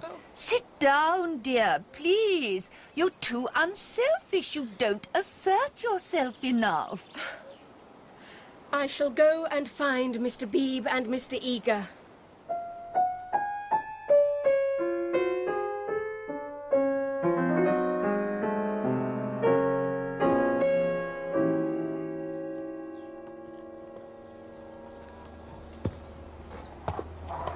Oh, dear. But where are Mr. Beebe and Mr. Eager? Nobody to ask except... Signore? Signorina, che vuole? You want? Where clergyman? Dove clergy? Yes, see, clergyman. What's clergy? You know, good men. Buono uomini? Buoni uomini, good men. Good men give me cigars, eh? Very good. Very kind, I'm sure, but where? Venga con me. Come, I sure come. Oh, goodness me, where is he going? Can Mr. Beebe and Mr. Eager be in such a thicket? Oh, I do hope I haven't made a terrible mistake. Signore! Va bene, va bene. Ah, aspetti. Momento. Now what? Why are you stopping? Oh, violets. Great blue violets. Sì, viole. Ecco. For me? Per la signorina. Per lei, signorina. Ah, how lovely. Bella, bella, grazie. Prego. But, ma buongiorno? Subito, subito. Come, ascio. What was that? Niente, it's nothing. I think we passed them. Pastem? Oh, non capisco, pastem. Too far. Good men back there, that way. No, non di là. Good man here. Venga qua. Here. Eccolo. Where? What? Oh, help me. Please, I didn't see the bank. Please, help me up. No, signorina. Va bene così. It's all right, so. Coraggio. Coraggio. E amore. Whatever does he mean? Oh, well, what does it matter, since I seem to have fallen into a pool of violets? They're beautiful, like blue water nourishing the earth. Blue earth, gold sky, blue everywhere and gold. Miss Honeychurch. Mr. Emerson. Lucy. Oh, Mr. Emerson. Lucy? Lucy!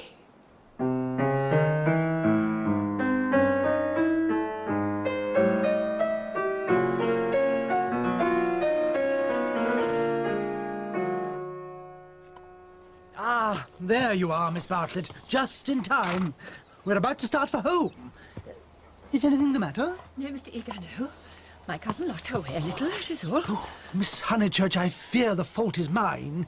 Miss Lavish said that you were looking for me. I'm so sorry. Say no more about it, Mr. Eager. It is not your fault, and we have had a very pleasant afternoon, in spite of everything. We do thank you for arranging it. George! Has anybody seen my boy? A few minutes ago, Mr. Emerson, he was admiring the view. Go through there. You may find him. Well, you mean through the bushes? Yes. Well, how can anybody get through there? What can you be thinking of? George! Beeb, if you can find Miss Lavish and collect both Emersons, we can make a start. By all means, but tell me, what's been going on? Well, has anything? I've not the least idea. You vanished on the hillside, and when I tried to find the others to share my tea basket, they'd all vanished too. Yes, well, there you are. We should collect everyone just as soon as possible. The driver says there's going to be a thunderstorm. I have a feeling there's already been one. Ah, thank goodness, there's the Lavish woman now. Charlotte, at last. My dear good creature, what became of you? And Lucy, you look as if you'd seen a ghost. I'm sorry? Lucy is a little tired, that's all. Oh, Eleanor, I have a terrible confession to make. Charlotte, my dear, whatever can it be? I have lost one of your precious Mackintosh squares. Oh, dear. I can't find it anywhere. Well, of course, you must have dropped it. Have you no idea where? Well, it may have been... Well, no, not really. No idea at all. And I've looked everywhere. I'll replace it naturally, here if possible, or else as soon as we get home. Let us talk about it later. Yes. After all, what's the loss of one Mackintosh square? Signore, c'è tuono. Andiamo, subito, andiamo. My friends, if you will take your seats, we must be on our way. Lucy, dear, this time I'll ride with you, if you don't mind. Oh, please do. I should like that more than anything. Charlotte, you sure that girl's all right? Oh, nothing that a little rest won't quickly cure. Andiamo, dobbiamo andare. Our dashing Phaeton certainly is not all right. He cannot still be sulking, can he? Well, if he is, it's no concern of mine. Ah, l'inglesina. Cosa vuole, eh? Non sa lei. Non sa proprio niente lei. Io lo so. Io le mostrerò ciò che vuole, ciò che desidera. Coraggio, amore. Ah. Andiamo, signora. Is everyone aboard? I still can't find my boy. The signorino will walk. What, all the way? So, he know I warned him. I'm quite sure he'll manage, Mr. Emerson. Such youth, such vigour. Well, I hope so. What can he be thinking If of? everyone is ready at last, do let us go. Andiamo. Andiamo.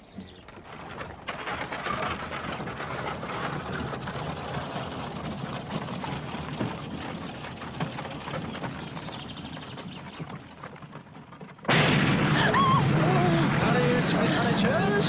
Courage and faith. Oh, why did I not think to bring an umbrella? This parasol is quite inadequate. Lucy, dear, come closer. If I might say so, there is something almost blasphemous in this horror of the elements. Are we seriously to suppose that all this immense electrical display is simply called into existence to extinguish you and me? No, of course. Even from the scientific standpoint, the chances against our being struck by lightning are enormous. The steel knives, the only articles which might attract the current, are in the other carriage. And in any case, we are infinitely safer than if we were walking. So, courage. Courage and faith. Yes, Mr. Eager is quite right, my dear. Courage and faith. Oh, Charlotte, you are so good to me. Mr. Eager! Yes, Mr. B? Will you very kindly stop for a moment? What? Stop, driver. Do you hear? Oh. Look, I'm so sorry, but Mr. Emerson is still worrying about his son, and I seem unable... Eager, ask your driver, please, which way George went. The boy may lose his way. He may be killed. Mr. Eager, do not ask our driver anything concerning young Mr. Emerson. He is of no help. Then what do you suggest? Go and support Mr. Beebe. The old man is driving him demented. Here, he may be killed. Do ask your driver, please. Oh, it's typical behaviour. In the presence of reality, that kind of person invariably breaks down. Now, look here, Mr. Emerson. Try and be a little calm. Charlotte, how much does Mr. Eager know? Nothing, dearest. But he, of course, our driver, knows everything. Dearest, had we better... shall I... Oh, it is so dreadful to be entangled with low-class people, even if their words count for nothing, even if one is never to see them again.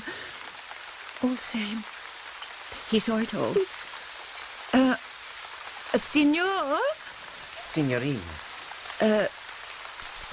Silenzio. Va bene. There now. Yes. Oh, Phaeton, does your silence come so cheap? I thought better of you than that. Oh, good heavens, what was that? Mr. Eager, have we been struck by lightning? No.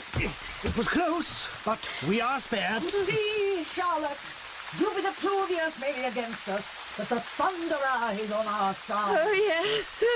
We have been saved as by a miracle. I call this a real adventure. An adventure frees the spirit. It opens up the soul to endless possibilities for good. When it is over, one is as if reborn. Do you not agree, Mr. Eager? Well, perhaps I should say a short prayer. Oh, merciful God, we thank thee that thou hast deigned to spare us in this our time of peril. Amen. Amen. Amen. Drive on, please. Andiamo. Hey, andiamo.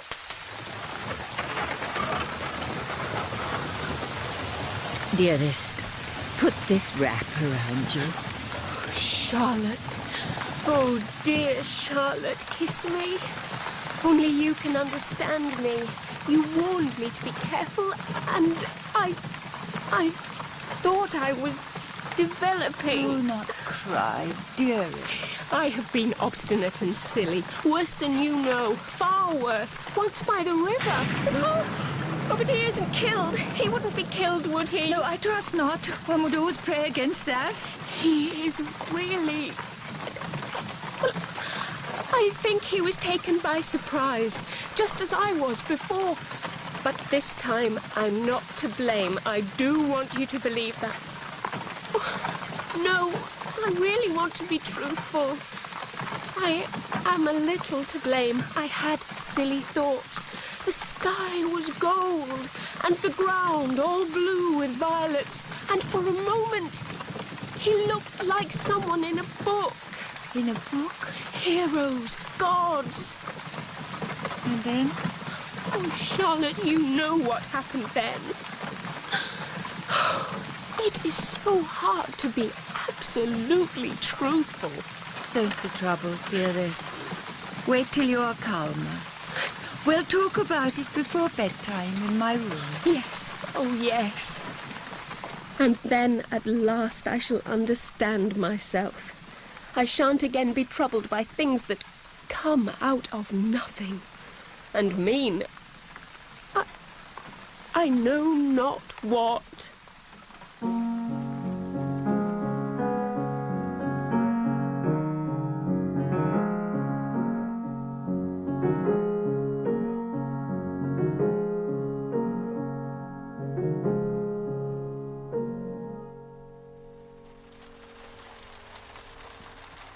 Now I shall give a good brush to your hair. Thank you.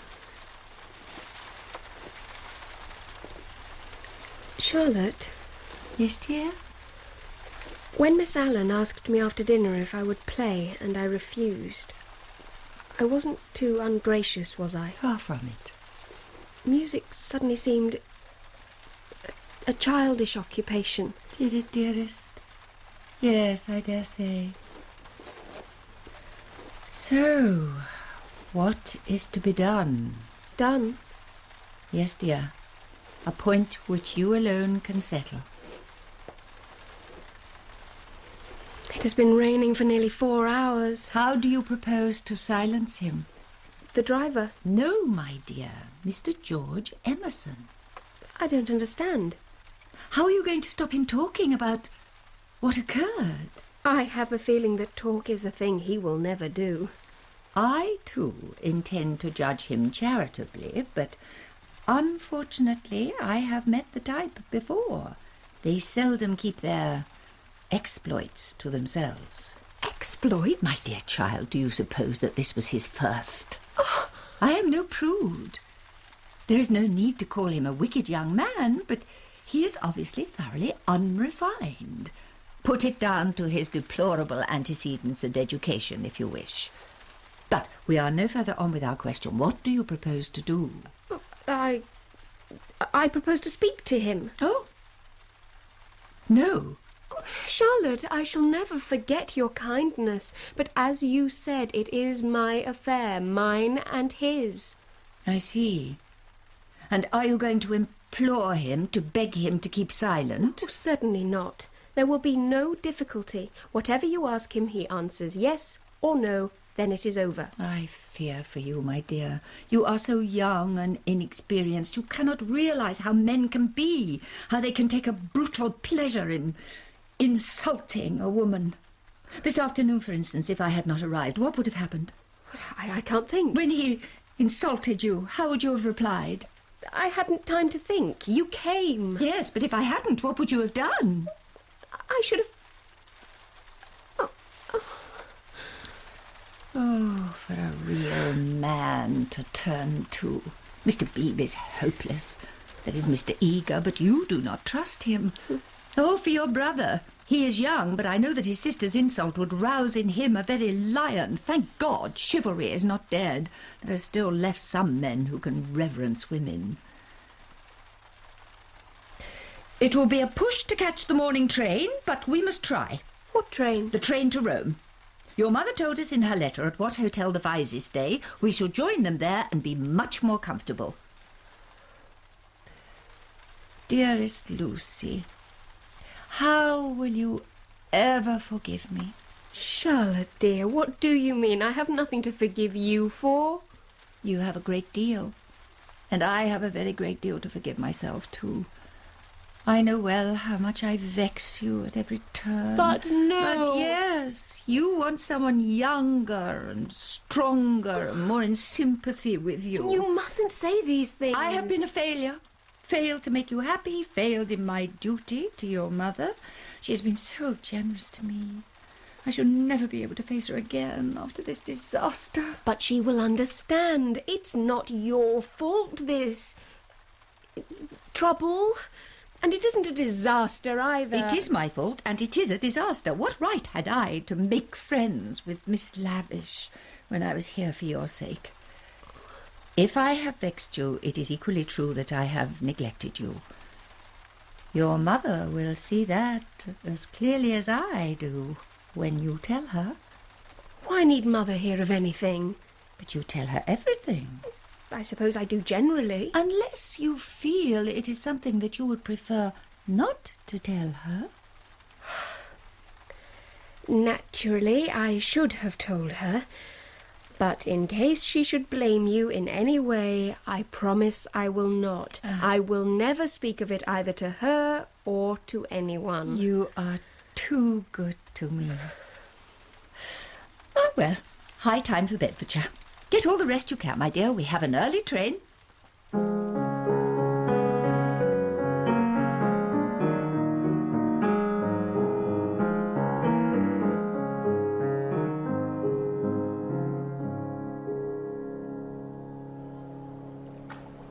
Oh, room with a view, what have you brought me to? One thing is for sure. I have been taken advantage of, and not, I think, by Mr. Emerson alone. Him I cannot judge, but Charlotte. She has worked on my sincerity and on the sympathy and love I needed. I shall not easily forget it. For in the end, what does she hold out to me? A cheerless, loveless world in which the young rush to destruction until they learn better. A shamefaced world of precautions and barriers, which may avert evil, but do not seem to bring good. That must be... Yes, it's him. Oh. Mr. Emerson! Oh, Charlotte. Oh, no, it's my affair. Mr. Emerson, before you retire, I wish one word with you downstairs in the drawing room, if you please. Of course, Miss Butler. No, it isn't true. It can't all be true. I want not to be muddled. I want to grow old, quickly.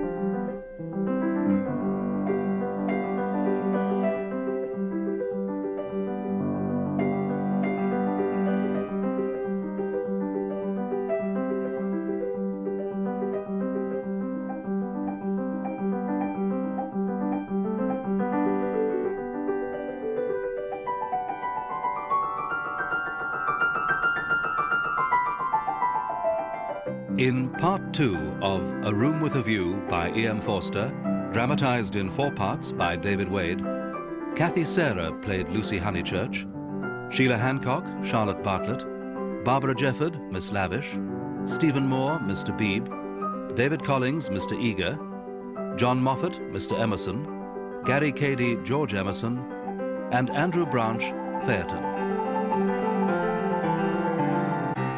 The pianist was Terence Albright. A Room with a View is directed by Glyn Dearman.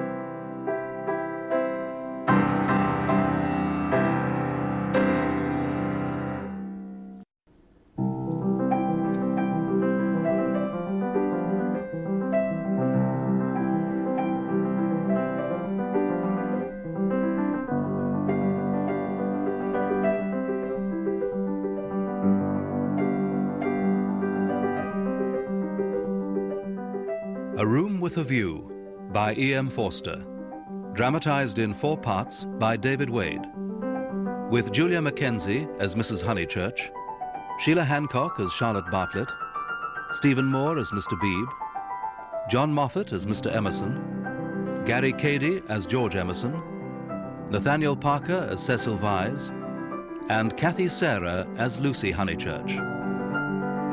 Part 3, A Proposal and a Bathing Party.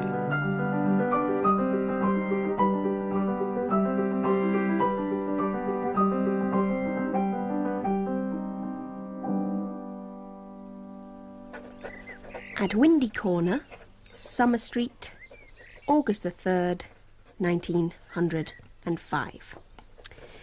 Is it possible that I have been home a mere 10 days? It is as if it were forever, and all those months in Italy seem no more than a week, a distant memory. Rome, where Charlotte was so very irritating, and where we met the Vyses, Cecil and his mother. The Italian Alps, where we met the Vyses again. The Vyses. Cecil asked me to marry him in Rome and in the Alps. I turned him down in both. I've left out Florence. Why have I done that? Florence. Mr. Emerson. George. Banks of violets, blue as blue. Miss Honeychurch. Mr. Emerson. Lucy.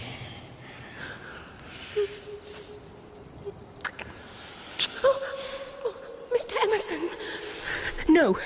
No, he insulted me, acted like a cat. Never think of him again. A week ago, Cecil came to stay, and this afternoon...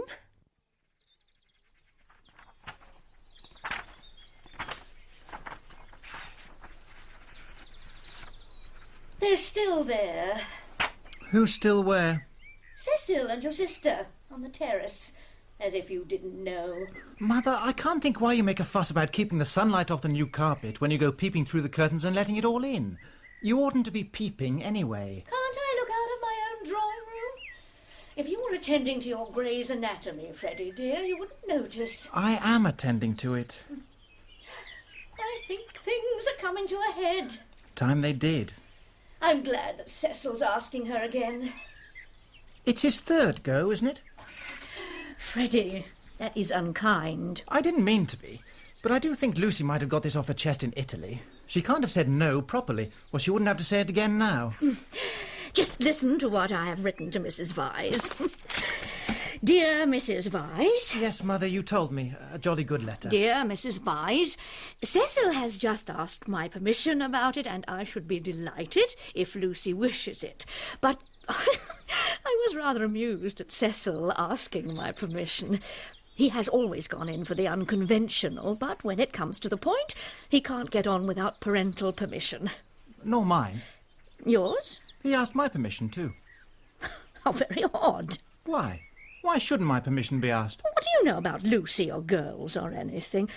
Whatever did you say? I said, take her or leave her, it's no business of mine.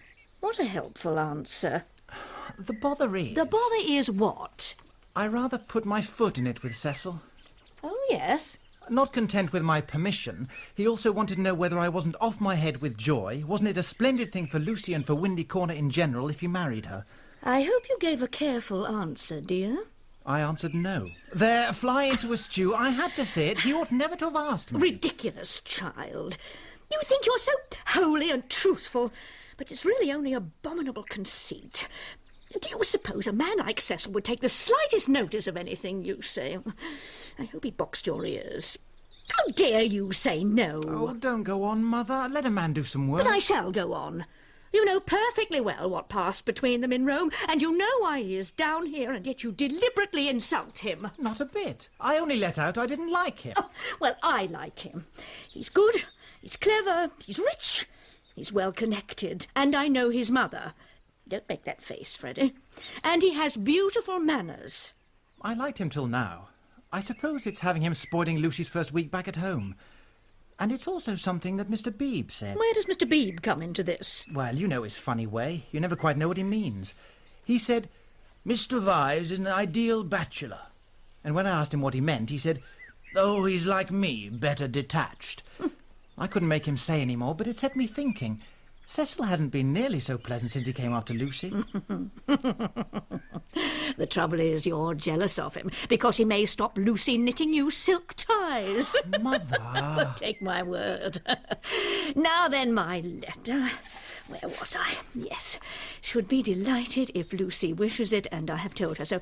But Lucy seems uncertain, and in these days young people must decide for themselves. I said that because I didn't want Mrs. Vyse to think us old-fashioned. She goes in for lectures and improving her mind, but all the time there's a thick layer of dust under the beds. She keeps that flat abominably. Look out! Cecil, do tell us. I promessi sposi.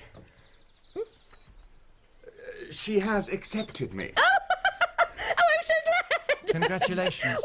Welcome as one of the family. Oh, this is indeed a joyous day. I feel sure that you will make dear Lucy happy. I hope so. Oh, we mothers. Something, not at all sure what. But where is Lucy? Why is she not with you? Why, indeed. I say, Lucy! Coming! Lucy, dearest! Well, Mother... Oh, Freddie dear. I say, steady on. Oh, no kiss for me. Of course. Lucy, why did you take them into the garden and tell them about it? While I write a letter to my mother. Yes. Come on, both of you. So much planning, my dear. My dear mother, I have taken your good counsel and have again asked Lucy Honeychurch to marry me. This time she has consented. I hope that you will be as pleased as I. Even here, at Windy Corner, even in this drawing-room, which, with its perfect view, ought to be successful, except that Messrs. Maple's furniture has set a blight upon it, even here she reminds me, as she did in Italy, of a Leonardo.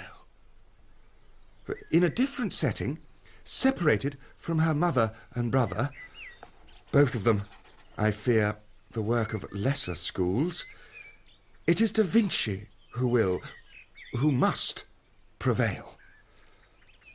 You will understand me when I say that at this moment the three of them are in the kitchen garden, where, in this family, colloquia invariably take place. There, in the presence of the potatoes and the peas, Lucy is regaling them. Come in. Yes, Anne? Mr. Beebe, sir. Mr. Vyse, I've come for tea. Do you suppose that I shall get it? Well, I should say so. Food is the one thing one does get here. Oh, don't sit in that chair. Oh. Young Honeychurch has left a bone in it. Oh. I know. I can't think why Mrs. Honeychurch allows it. I've come for tea and gossip and news. News? Well, you can hardly be referring to I met Sir Harry Otway as I came up. He has bought Cissy and Albert from Mr. Flack. Who are Cissy and Albert? Unpardonable question. To have stopped a week at Windy Corner and not to have met Cissy and Albert? They are the semi-detached villas which, to general dismay, Mr. Flack, the builder, has run up opposite the church. I am shockingly stupid over local affairs. It is very remiss of me, I know, but Italy and London are the only places where I don't feel I exist on sufferance. Mr. Vyse, I forget. What is your profession? I have no profession. It is another example of my decadence. I know I ought to be getting money out of people or devoting myself to things I don't care about, but somehow I've not been able to begin. You are very fortunate. It is a wonderful opportunity, the possession of leisure. I'm glad you approve. Not all understand. For example, Freddie Honeychurch. Oh, Freddie's a good sort, isn't he? Admirable. The sort who has made England what she is. But where are the others? Out in the garden. I insist on extracting tea before the evening service. I don't suppose Anne told them you were here.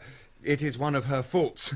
In this house, one is coached in the faults of the servants, or the faults of Mary, as I understand. The faults of Mary. She leaves the dustpans on the stairs. And the faults of Freddie. He has too many. Try the faults of Miss Honeychurch. She has none. I quite agree. At present, she has none. At present?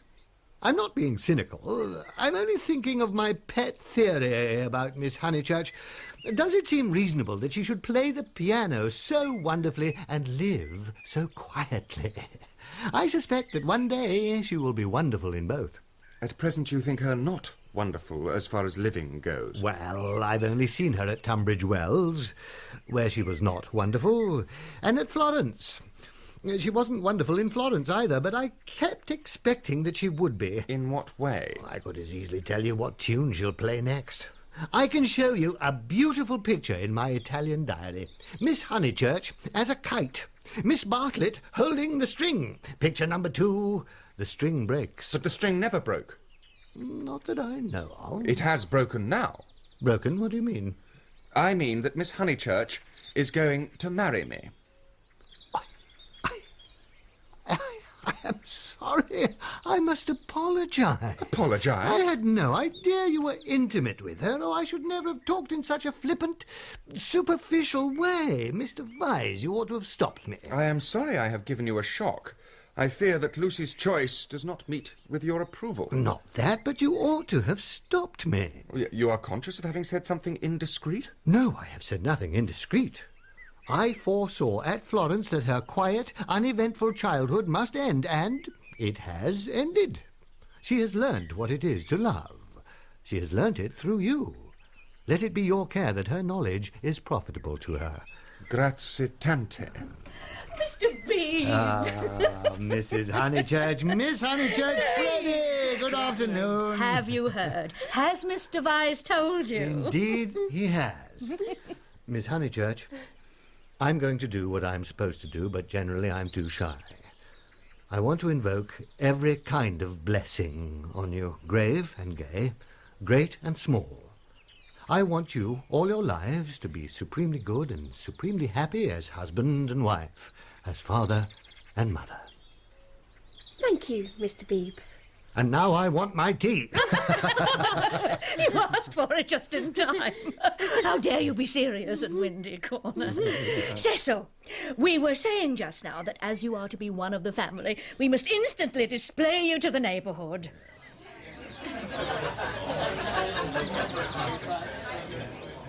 Goodbye, Miss Honeychurch. It was so good of you to grace my little garden party. Mrs. Phipps, it was delightful. And Mr. Vyse, what a pleasure it has been to make your acquaintance. Very good of you to say so. I do wish you every happiness. Dear Mrs. Honeychurch, I must congratulate you on your future son-in-law. Such a very distinguished young man. I doubt if Summer Street can quite live up to him. Do you do much of that sort of thing, Lucy? Oh, now and then. Is it typical of county society? I suppose so. Mother, is it? Oh, yes. Plenty of society. Mother is in a dream. It seemed to me perfectly appalling. Disastrous. You did get rather stranded with the dowagers. I don't mean that, but the congratulations. It's so disgusting the way an engagement is regarded as public property, where every outsider may shoot his vulgar sentiment. All those old women smirking. I agree, it's tiresome. Why didn't you escape to tennis? I don't play tennis. At least not in public. The neighbourhood can be deprived of the romance of me being athletic. Such romance as I have is that of the Inglese Italianato. Inglese Italianato? E un diavolo incarnato. You know the proverb? No. I mean, I cannot help it if they disapprove of me. There are certain barriers between myself and them, and I must accept those barriers. We all have our limitations, I suppose. It certainly makes a difference, though, whether we fence ourselves in or whether we are fenced out by the barriers of others. Yes. Yes, it does. But I can tell you who has no fences, as you call them, and that's Mr. Beebe. A parson fenceless would mean a parson defenceless. Oh, don't you like Mr. Beebe? I never said so. I consider him far above the average. Now, a parson that I do hate, a parson that does have fences, and the most dreadful ones, is Mr. Eager, the English chaplain at Florence. Lucy, dear, what can this Mr. Eager possibly have done to earn such terrible displeasure? He was insincere, he was a snob, and he was conceited, and he said such unkind things. What sort of things? There was an old man at the Bertolini who Mr. Eager said had murdered his wife. Perhaps he had. No. You seem very certain. He was such a nice old man. Lucy.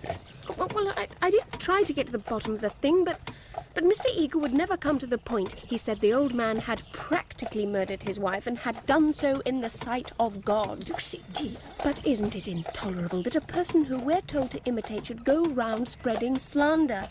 I believe it was chiefly owing to Mr. Eager that the old man was dropped by everyone. What was this man's name? Harris. Is Mr. Eager a cultured type of parson? I've no idea, but nothing can hide his petty nature. I hate him. Goodness gracious, child, you'll blow our heads off. I forbid you and Cecil to hate any more clergymen. Let us take your mother's advice and hate clergymen no more, Lucy. What's this place? Summer Street, of course. Oh, look. There are Sissy and Albert. Aren't they absolutely hideous? How could Mr. Flack have built two such monstrosities? Summer Street will never be the same again. And there's Sir Harry Otway. Powell, stop a minute. Sir Harry! You must pull those things down instantly. Oh, Mrs. Honeychurch, I meant to. Why else do you think I bought them? But Mr. Flack had already installed his aunt in Albert. She ought to have gone before the contract was signed. I know, but now what can I do? An old lady, almost bedridden, and so very vulgar.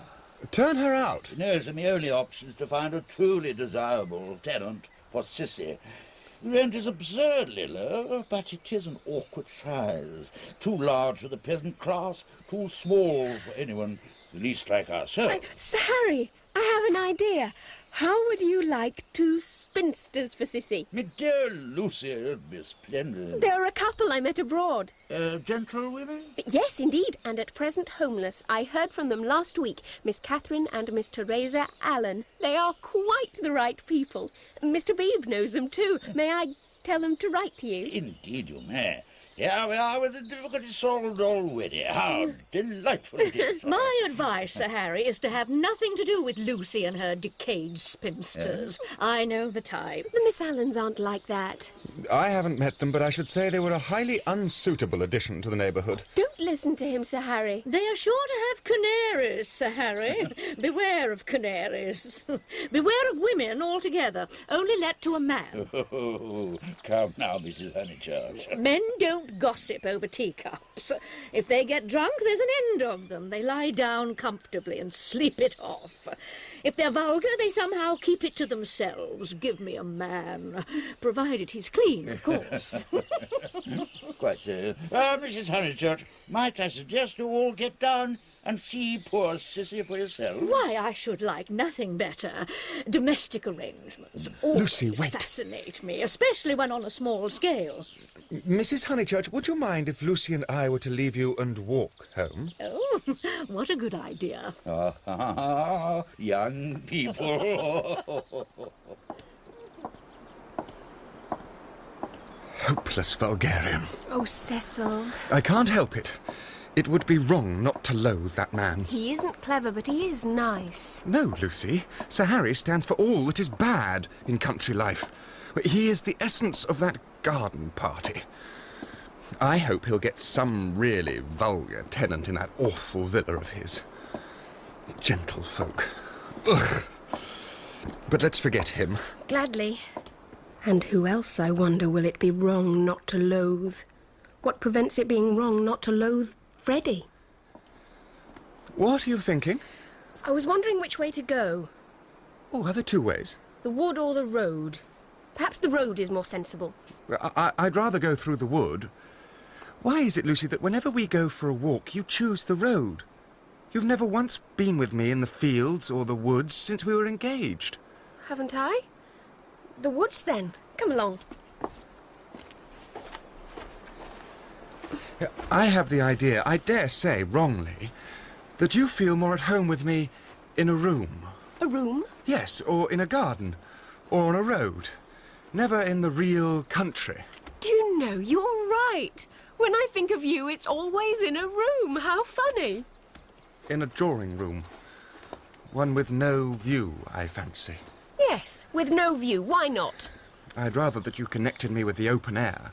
Oh, Cecil, whatever do you mean? Oh, look, the sacred lake. A puddle? Why do you call it that? I can't remember, but it's not a puddle after it's been raining. Freddie used to bathe here. And you? I bathed here too till I was found out. Then there was a row. Who found you out? Charlotte. You poor girl. Lucy? I suppose we ought to be going. Lucy, I want to ask you something I've not asked you before. What is it, Cecil? Well, hitherto, never, not even on the day when you agreed to marry me. Yes?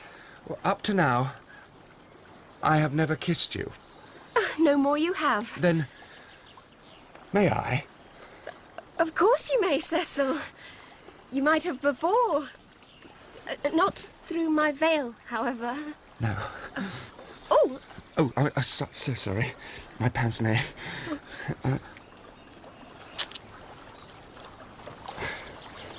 Emerson was his name. Whose name? The old man. The one I told you about whom Mr. Eager was so unkind to. It was Emerson, not Harris.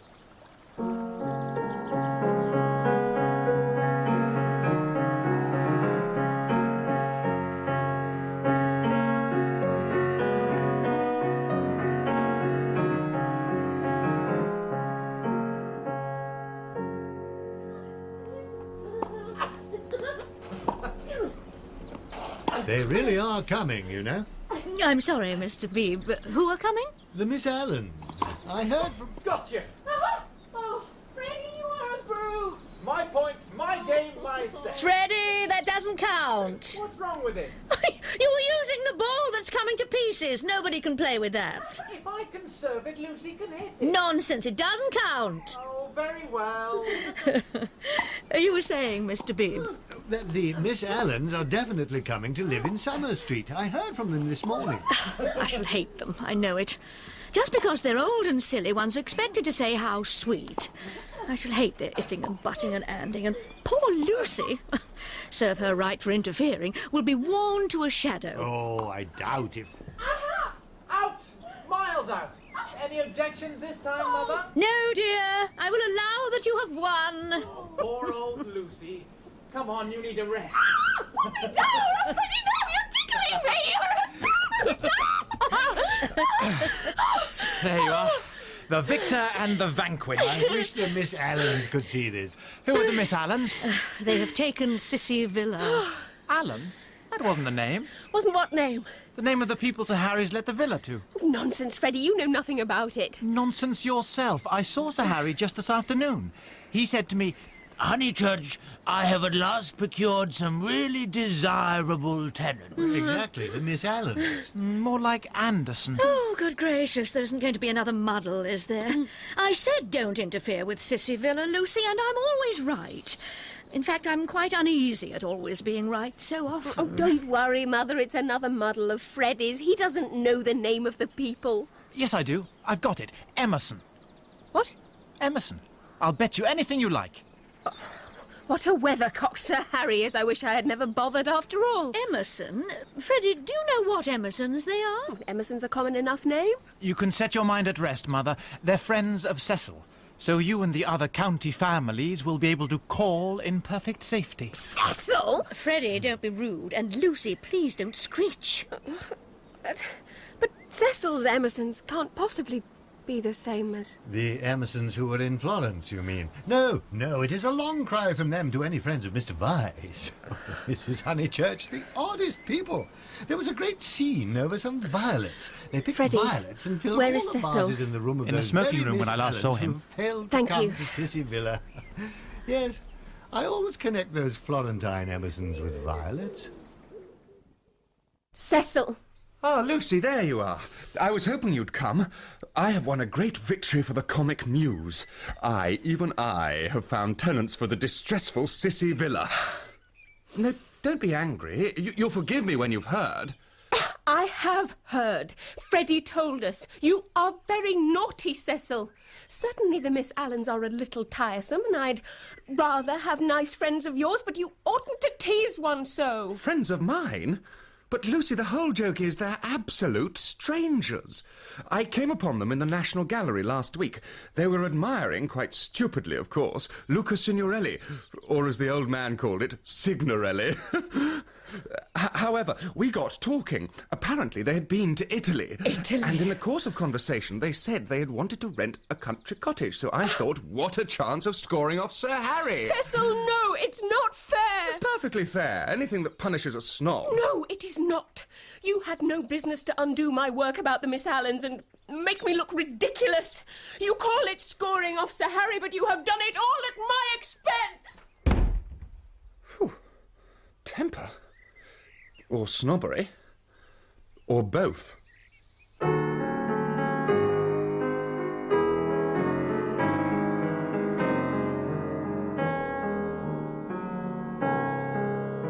From Miss Charlotte Bartlett, Tunbridge Wells, September. Dearest Lucia, I have news of you at last. Miss Lavish has been bicycling in your parts. Puncturing her tyre in Summer Street, she saw to her astonishment a door open and the younger Emerson man come out. He said his father had just taken the house. He said he did not know that you lived in the neighbourhood. Dear Lucy, I am much worried, and I advise you to make a clean breast of his past behaviour to your mother, Freddie, and Mr. Vyse. Mr. Vyse is so sensitive. I remember how I used to get on his nerves in Rome. I should not feel easy unless I warned you. Believe me, your anxious and loving cousin. Beecham Mansions, London, SW. Dear Charlotte, many thanks for your warning. When Mr. Emerson forgot himself on the hillside, you made me promise not to tell Mother, because you said she would blame you for not being always with me. I have kept that promise and cannot possibly tell her now. I have said both to her and to Cecil that I met the Emersons in Florence and that they are respectable people, which is what I believe. In fact, they are known to Cecil, who is very well and spoke of you the other day. We expect to be married in January. Miss Lavish cannot have told you much about me, for I am not at Windy Corner at all, but here in London, staying with the Vyses. Yours affectionately.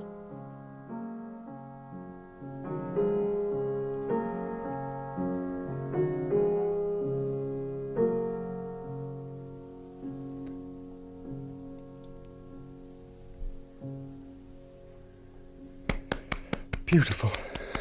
Quite beautiful. You absolutely stunned them after dinner. Did you know that? Oh, Cecil, darling. So you do love me, little thing? Oh, Cecil, I do. I don't know what I should do without you. Oh, I'm tired. Dinner parties wear one out. I must go to bed. So must I, once I have said good night to Mother. Lucy is becoming wonderful. Quite wonderful, Cecil. Her music always was wonderful. Oh, yes. But she's ridding herself of the Honeychurch manner, most excellent though the Honeychurches are. But you know what I mean. She's not always quoting servants or asking one how the pudding is made. Italy has done that. Possibly. But, Cecil, be sure you make her one of us. But, Mother, her music, her style, the way she kept to Schumann. Schumann was so right for this evening. She made her audience throb. Do you know, Mother, I shall have our children educated just like Lucy. Bring them up amongst honest country folk for freshness. Send them to Italy for subtlety. Just make her one of us, Cecil.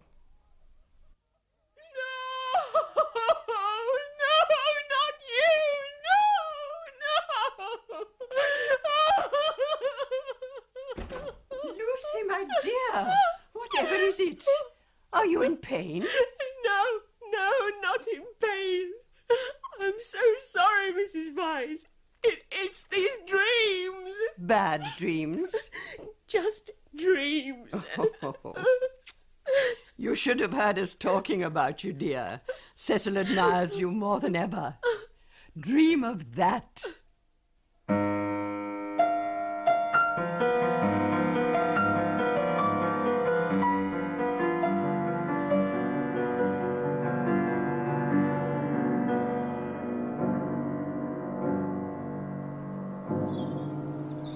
Well, Freddie, instead of leaning here like rustics on my rectory gate, suppose we go and hinder those new people in the villa for a little. The Emersons? They might amuse you. Come. Do you think we should? I mean, they've only just moved in. Which is why I suggested we should hinder them. They are worth it. Hello? Hello there! Hello? I've brought someone to see you! I'll be down in a minute. We might as well go in. What a mess. Are these people great readers? Are they that sort? Well, they seem to have a lot of books. I fancy they know how to read. A rare accomplishment. What have they got? Byron? A Shropshire Lad? Never heard of it. The Way of All Flesh? Never heard of it. Gibbon? Hello, dear George reads German. Schopenhauer? Nietzsche? Oh. Mr. Beebe, look at that on the cupboard door. Mistrust all enterprises that require new clothes. I like that. I'm certain that's the old man's doing. Oh, very odd of him. Well, surely you agree. I don't know. It seems a shame to paint inscriptions on the furniture. Now then, pictures. Giotto? They got that in Florence, I'll be bound. Lucy has the same one. Oh, did she enjoy her stay in London? She and Cecil came back yesterday thicker than ever. Oh, that's good hearing. What on earth are those people doing upstairs? Emerson, we think we'll come another time. Ah, Mr. George, let me introduce Mr. Honeychurch, a neighbour. How do you do? Come and have a bathe. Oh, all right. How do you do? Come and have a bathe. That's the best conversational opening I've heard in a long time. But I'm afraid it will only act between men. Can you picture a lady opening the civilities in such a fashion? And yet people tell me the sexes are equal. I tell you that they shall be. Good afternoon, Mr. Beebe. I tell you they shall be comrades.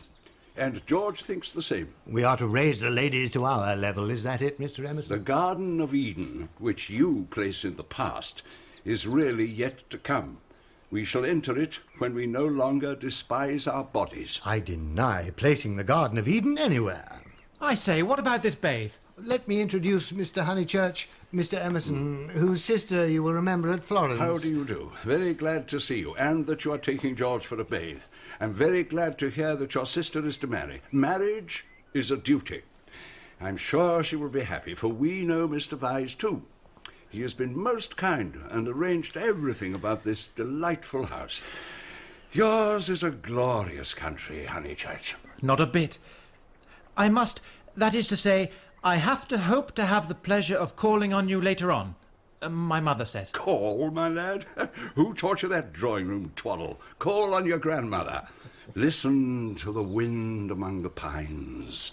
A glorious country. No, Mr. Emerson, Mr. Honeychurch will call. I shall call. You or your son will return our calls before 10 days have elapsed. I trust that you've realized about the 10 days interval. It does not count that I helped you with the stare eyes yesterday. It does not count that these two are going to bathe this afternoon. Yes, go and bathe, George. Why do you dawdle talking? Bring them back to tea. Bring back milk, cakes, honey. The change will do you good. George has been working very hard at his office. I can't believe he's well. Do you really want this bathe? It's only a pond. I have said yes already. Then that's agreed. Why don't I walk with you?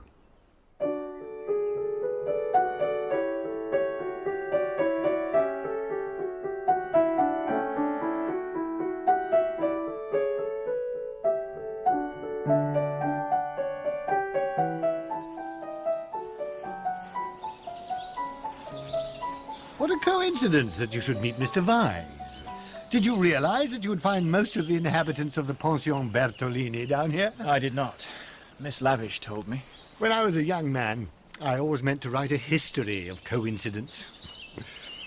Though, as a matter of fact, coincidences are much rarer than we suppose. For example, it isn't pure coincidence that you are here now when one comes to reflect. I have reflected. It is. It is fate. Everything is fate. We're flung together by fate, drawn apart by fate. The 12 winds blow us. We settle nothing. You have not reflected at all. I say, you two, don't dawdle so. Let me give you a useful tip, Emerson. Attribute nothing to fate. Don't say, I didn't do this, for 10 to 1 you did. For example, where did you first meet Miss Honeychurch and myself? In Italy. And where did you meet Mr. Vyse? At the National Gathering. Looking at Italian art. There you are. And yet you talk of fate? You naturally seek out things Italian, and so do we and our friends. This narrows the field immeasurably. It is fate that I'm here. But you can call it Italy if it makes you less unhappy. And so, for this and other reasons, my history of coincidence is still to be written. Anyway, we're all so glad you've come. Here you are at last. My word, it's warm. Where's the pond? Through the bracken. I wish it was bigger. At least there's been some rain. It's distinctly successful as ponds go. No apologies are necessary. Well, strip off, fellows, eh? Aren't those willow herbs splendid? I love willow herb in seed. What's the name of this aromatic plant? Not the foggiest idea. These abrupt changes of vegetation, this little spongeous tract of water plants, and on either side of it all, the growths are tough or brittle. Heather, bracken, pines, very charming, very charming. Aren't you bathing, Mr. Beebe? Oh, not me. I came purely for the walk.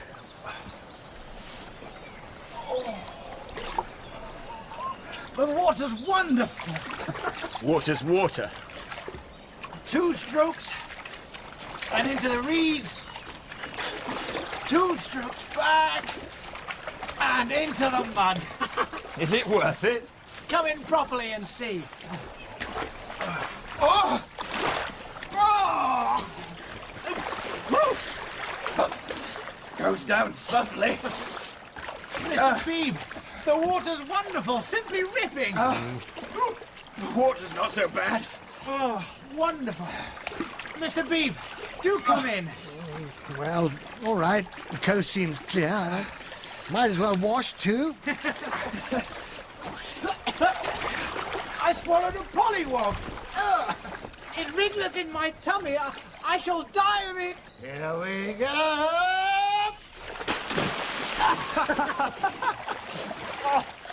What do you think, Mr. Beebe? Glorious. It's a bit like swimming in a salad, isn't it? Very much like it. Yeah, I say you can't get out yet. Why not? Because I say so. Down you go. You asked for it, young Honeychurch. Right. Emerson's being very quiet. He thinks we haven't noticed him. Look out, Emerson! Oh, so that's your game. Oh, I can play just as well as you!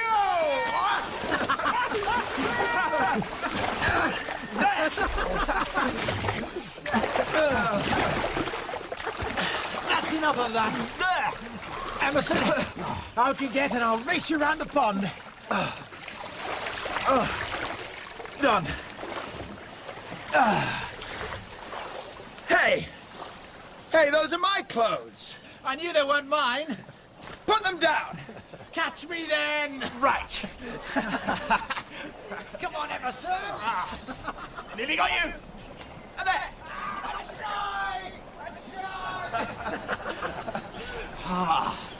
Whose clothes are these, I wonder? Hang on a minute. I'm a soccer man myself. Go! Oh, steady on! Just as well your boat afloats. Here, Mr. Beebe, you can't duck out of this. Emerson, grab his hat. Oh, no, I say no! Don't do that! How do I look in this? It's a perfect fit. And how about this? Oh! Ready! That's my best waistcoat. Take care of my watch. Oh, please, now that's enough of that now. No more, I say. Come on, Mr. Beebe, you'll have to catch us. That will do. Oh, no. Hi, steady on, fellows. There are people coming. Hi, you fellows, stop it. Ladies! What are those extraordinary noises? Common people of some sort, I should imagine. Well, they're certainly enjoying themselves. Mrs. Honeychurch, Lucy, come this way immediately. Oh, no. Run! Gracious me. Whoever were those unfortunate people? Oh, my dears, look away. Can that be Mr. B? Whatever can have happened? Please, do come away. I fancy he has jumped back into the pond. There is a way through here. Oh, Mother, come. Oh! Here, mind me. I don't want to be trodden on. Pretty. Gracious me, dear, so it's you. Why not have a comfortable bath at home with hot and cold later on? Well, look here, Mother, you know. Emerson, you beast. Those are my bags you're wearing. I know. They're wet. You're welcome to them. Just all of you be sure to dry yourselves thoroughly. Oh, for goodness sake, Mother, do come away. Hello, Miss Honeychurch. Mr. Vyse. Whoever is it? Do we know him? Let us not forget our manners. Bow, Lucy, better bow.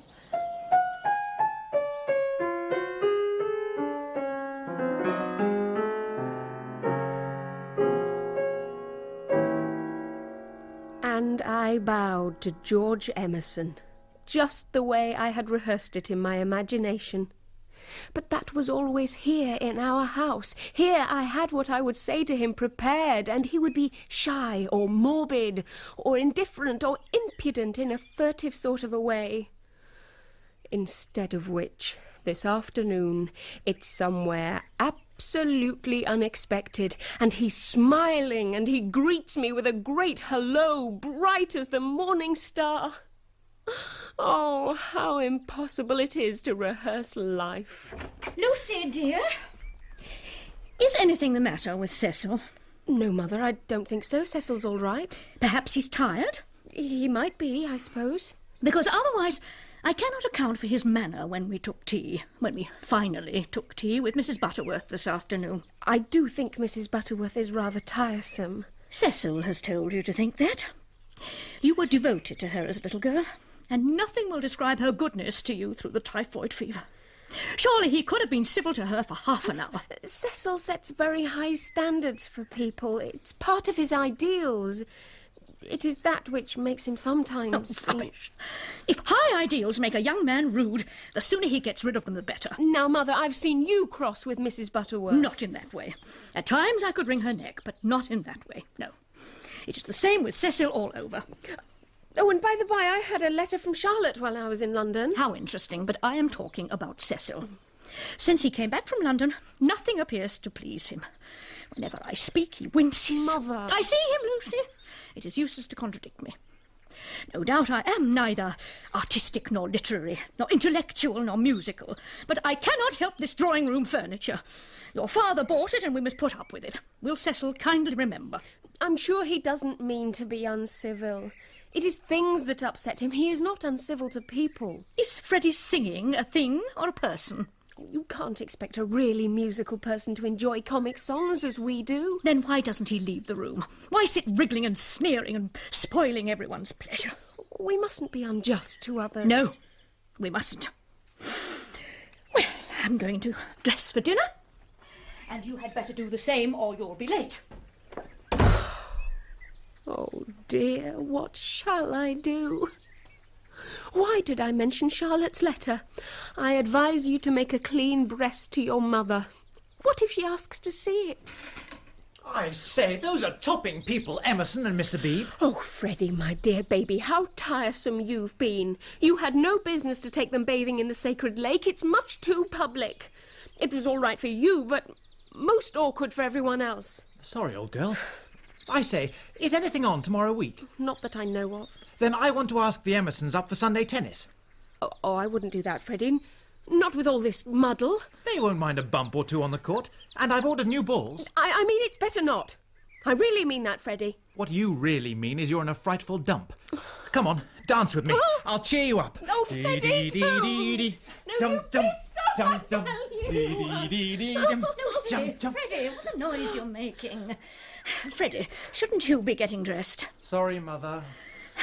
Dear, did you say you had a letter from Charlotte? Yes, I really can't stop. I have to dress. Lucy? Yes, Mother. You've a bad habit of hurrying away in the middle of one's sentences. Did Charlotte mention her boiler? Her what? Well, don't you remember? Her boiler was to be had out in October, and all kinds of terrible to-doing. I can't remember all Charlotte's worries, Mother. I have enough of my own now that you are not pleased with Cecil. Oh. Come here, old lady, kiss me. Oh, Mother. There we are. Now run along and dress.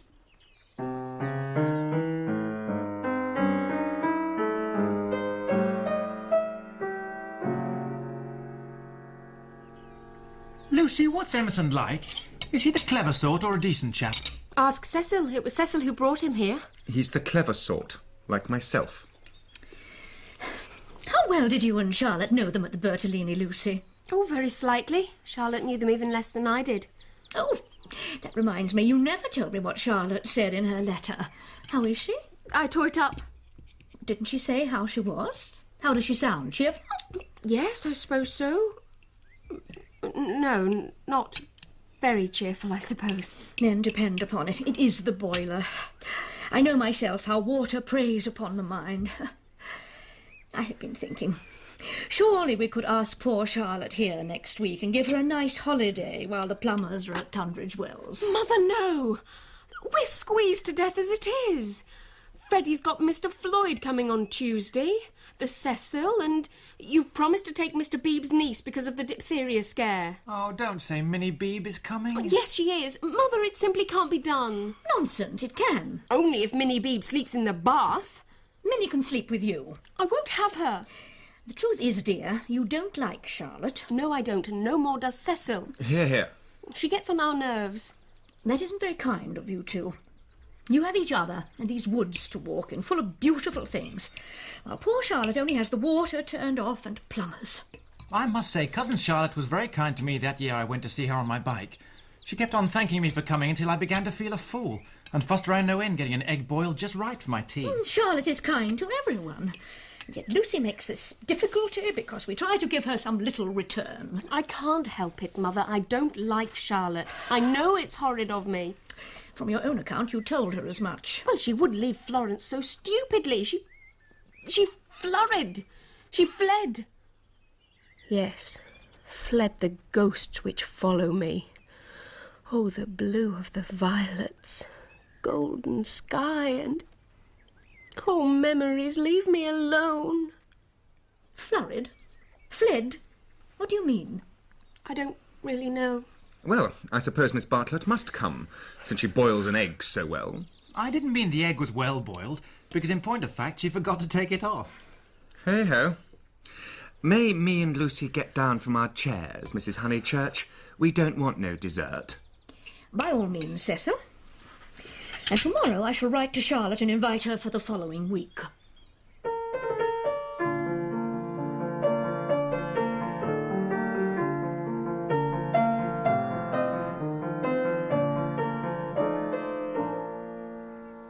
I shall never forgive myself. I have upset everything. If she says that once again, I'll throttle her. Cecil, please. Cousin Charlotte, honestly, you've done nothing of the sort. It's good of you to say so, Freddie, but I have. I have deprived you of your tennis game with Mr. Lloyd. His name is Mr. Floyd, he already said. Minnie Beebe, where are your manners? No, the child is perfectly right to correct me. You see, Freddie, I can't even give your friend his proper name. What will you think of me, young man? Oh, well, that's all right, Miss Bartlett, I don't mind.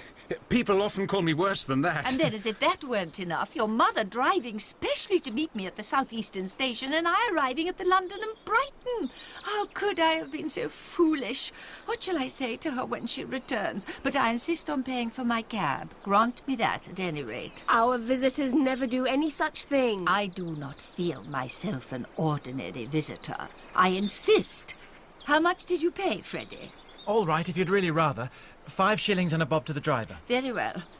Oh, I fear I have nothing but pennies and sovereigns. I've got half a quid.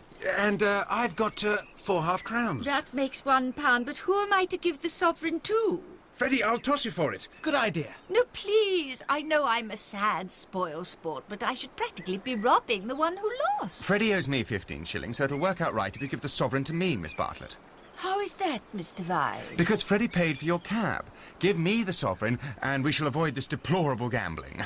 Oh, well, look, I'm afraid I have no head for figures, but I'm sure you're right. There. But it isn't right, Miss Bartlett.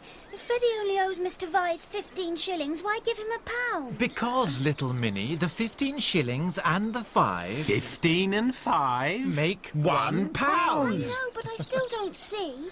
Was Freddie paid the cab, not Mr. Vyse? Have another piece of cake, Minnie. Yes, have 2 more pieces of cake, Minnie. No, thank you, I'm full. Oh, this is ridiculous. Charlotte, dear, these horrid men are teasing you, and Minnie is perfectly right.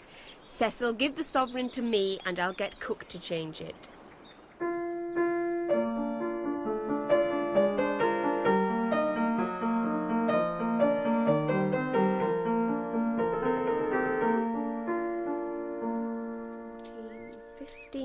And 2 half-crowns. Lucy, there you are. I did so want a moment with you. Have you told anyone about him yet? No, I haven't. I promised you I shouldn't. Here is your money, mostly shillings, I'm afraid. Thank you, dear. But, how dreadful if Mr. Vyse should come to hear of it from some other source. Oh, Charlotte, George Emerson is all right. And what other source is there? There is always the driver.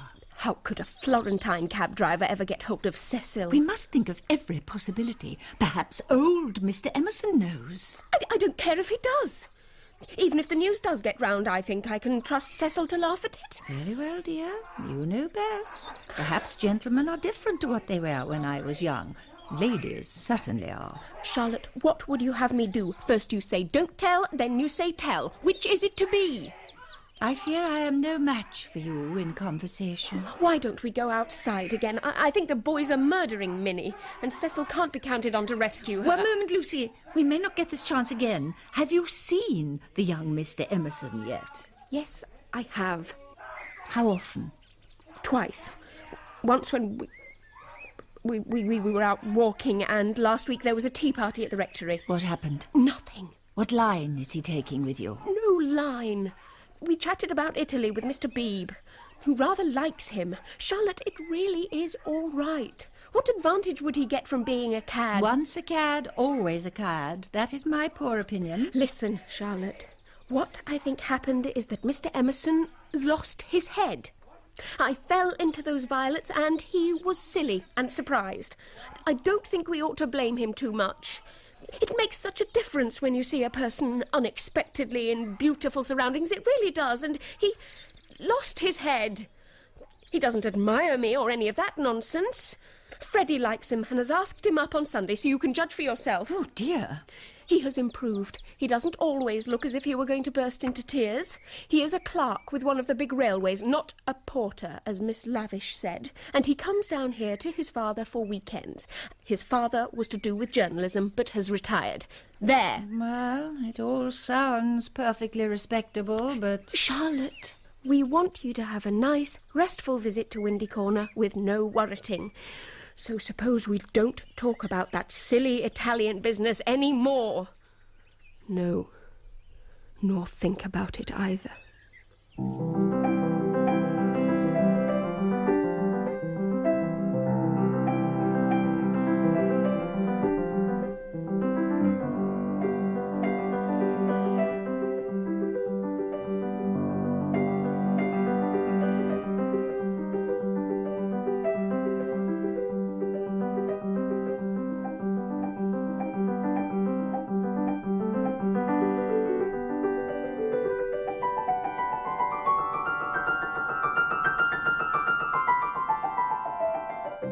In Part 3 of A Room with a View by E.M. Forster, dramatised in 4 parts by David Wade, Kathy Sarah played Lucy Honeychurch, Gary Cady, George Emerson, Julia Mackenzie, Mrs. Honeychurch, Roger May, Freddie Honeychurch, Nathaniel Parker, Cecil Vyse, Stephen Moore, Mr. Beebe, Sheila Hancock, Charlotte Bartlett, and John Moffat, Mr. Emerson.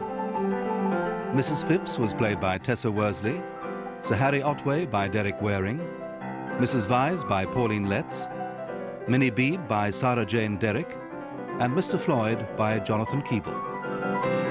The pianist was Terence Albright. A Room with a View is directed by Glyn Dearman.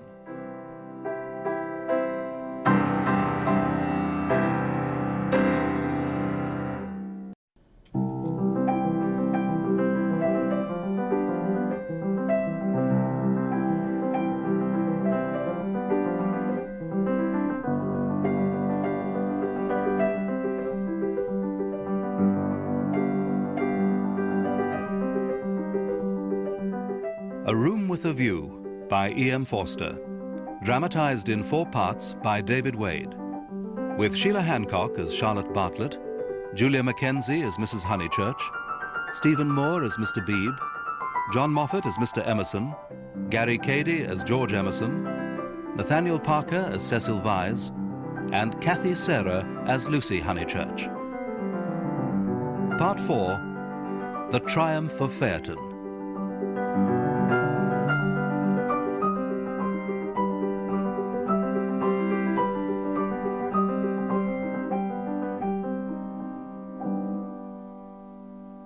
Sunday. This morning, all we women went to church, the men refusing utterly. The men. Cecil. Is it really true that I'm to marry him? A man who has to ask to kiss me? A man who brings the Emersons to live in Summer Street just as a spiteful joke? What am I doing? I don't feel easy with his mother, nor with his London friends. Oh, what a week it's been! That business by the sacred lake, Freddie, George and Mr. Beebe all bathing, not a stitch between them, Cecil shocked, and mother wouldn't come away. Well, there's another thing, Cecil doesn't like my mother, and she knows it. And now, on top of everything, Charlotte's here, and worriting about George Emerson. Have I told anyone about him? What if anyone finds out? Anyway, Sunday, church. Charlotte typically was late, and Minnie Beebe reluctant. And afterwards... afterwards... Mr. Beebe, such a very thoughtful sermon. Yes, thank you, Mr. Beebe. Thank you, ladies. Oh, my goodness. What a line of carriages. We shall wait all day for ours. Let us walk to it across the green. Where's Charlotte gone? Examining gravestones. Oh, well, no doubt she'll follow us. Come, Minnie, Lucy. Yes, Mother. May I run and get into the carriage? Yes, Minnie, if you must. Oh, there are the Emersons outside that awful villa. Introduce me, Lucy. Unless the young man considers that he knows me already. Good morning, Mr. Emerson. Miss Honeychurch. No. There's a nice surprise. Do let me introduce you to my mother. I'm very pleased to make your acquaintance, Mr. Emerson. Both of you, I mean. Thank you, Mrs. Honeychurch, and I'm perfectly delighted to make yours. Miss Honeychurch, I'm so glad you're to be married. Oh, yes. I'm very glad as well. Naturally. How do you like your new house? We like it very much, although we find that the Miss Allens were due to take it, and that we have turned them out. I believe there was some misunderstanding. We are very much upset about it, aren't we, George? You are, Father. I wonder whether we ought to write to them and offer to give it up. What do you think, Miss Honeychurch? Oh, stop now you've come. That's what George says.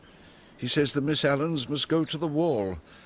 Yet it does seem unkind. There's only a certain amount of kindness in the world. Yes, that's exactly what I say. Why all this twiddling and twaddling over two Miss Allens? There's a certain amount of kindness, just as there's a certain amount of light. We cast a shadow on something wherever we stand, and it's no good moving from place to place, because the shadow always follows. Oh, Mr. Emerson, I see you're clever. I hope you didn't behave like that to poor Freddie by the sacred lake.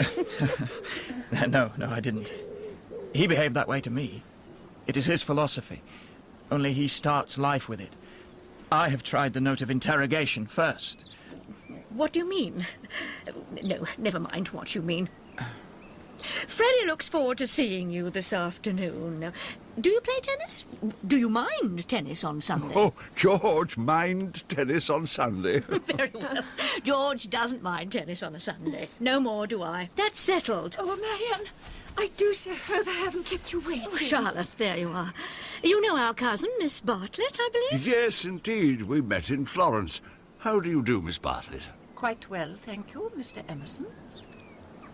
I'll come up to tennis if I can manage it. Excuse me. Oh, George, don't go. He's been in such good spirits today. I'm sure he will come this afternoon. Yes, I do hope he will. Yes, indeed.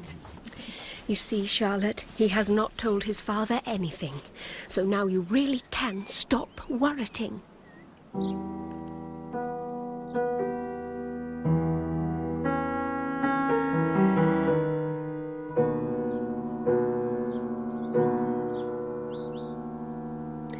Well, that's enough of that. Oh. Now then, who's for tennis? Cecil? Floyd? You can't rush out to tennis so soon after luncheon. You'll be sick. Besides, young Mr. Emerson has not arrived. Lucy, play some more, please. Very well. What would you like? We leave it entirely to you. Well, some Gluck, perhaps. Our mead. We saw it before I went to Italy, Mother. Do you remember? No, dear, but I may do once you start. Yes, I think so.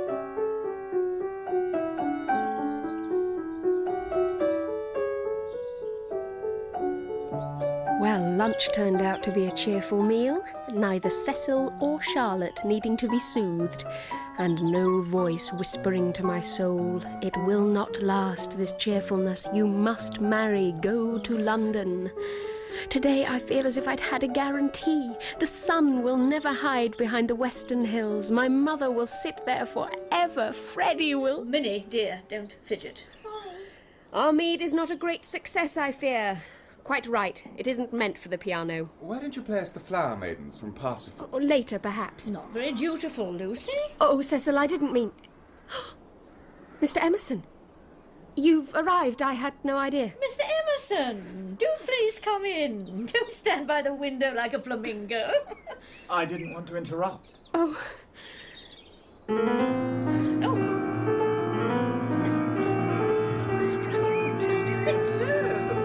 Parsifal, after all.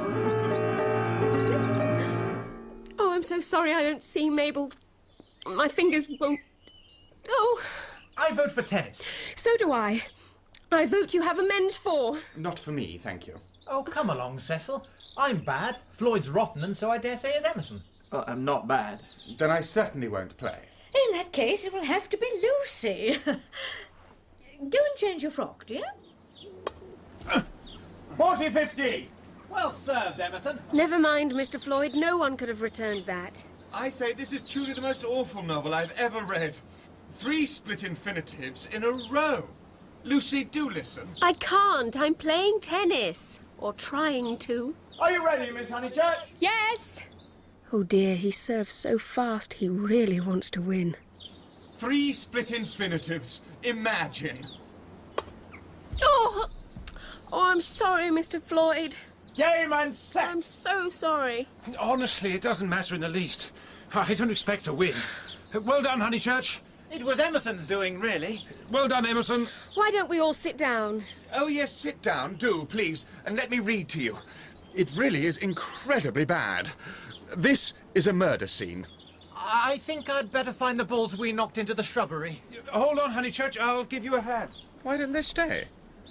Ah, well, the setting is Florence. What fun, Cecil. Read away. Mr. Emerson, come and rest after all your energy. All right. Oh. And you? Are you tired? Of course I'm not. Do you mind being beaten? Yes, I do. I don't see that you're such a splendid player, though. I never said I was. You did? You didn't attend. Oh, never mind. We don't go in for accuracy in this house. We all exaggerate, and we get very angry with people who don't. The scene is Florence. Oh, yes, of course. Sunset. Leonora was speeding Leonora? across... Is she the heroine? Who's the book by? Joseph Emery Prank. A sunset. Leonora was speeding across the square. Pray the saints she might not arrive too late. Under Orgagna's loggia... Loggia? That's not Joseph Emery Prank, it's Miss Lavish. Eleanor, Leonora, it's hers, and she's written it under someone else's name. Who may Miss Lavish be? Oh, a dreadful person. Mr. Emerson, you remember Miss Lavish at Florence? Of course I do. And I saw her the day I arrived in Summer Street. It was she told me you lived here. Weren't you pleased? To see her, I mean. Well, no wonder the novel's bad. I will inflict Joseph Emery Prank on you no longer. How do you like this view of ours, Mr. Emerson? I never really notice views. My father says there's only one perfect view. The view of the sky above our heads, and that all the views on Earth are but bungled copies of it. I expect your father has been reading Dante. He said to us once that views are really crowds. Crowds of trees and houses and hills, and about to resemble each other in the way human crowds do. There's an absurd account of a view in this book. Mr. Emerson, have you any brothers or sisters? None. Why? You spoke of us. Oh, I meant my mother. Your mother? Yes. Why not? I can just remember... No reason. Except Mr. Eager said in Florence that old Mr. Emerson had murdered her in the sight of God. I'm sorry. Do go on, Mr. Emerson. I was only going to say that I can just remember all three of us going into the country one day and seeing as far as Hindhead. It is the first thing I remember. How interesting. Oh, Cecil, don't go. Do read about the view. Not while Mr. Emerson is here to entertain us. No, please. If Mr. Emerson thinks it's frivolous, he can go and help the others find tennis balls. Oh, am I really to go? No, of course not. Really. Cecil, read. If you insist. Leonora sat pensive and alone. Before her lay the rich vistas of Tuscany, dotted over with many a smiling village. The season was spring, a golden haze. Afar off, the towers of Florence, while the bank on which she sat was carpeted with violets. What? Appalling, isn't it? But wait, there's worse to come. All unobserved, Antonio stole up behind her. There came from his lips no wordy protestations such as formal lovers use. No eloquence was his, nor did he suffer from the lack of it. He simply enfolded her in his manly arms. Oh, no. Miss Lavish knows. She knows about George Emerson and me. And look at George. He knows she knows. But how does she know? And there is another much funnier passage further on. I think perhaps we should go in to tea. Oh, very well. I shall save my reading to you for another occasion. Come on, Emerson.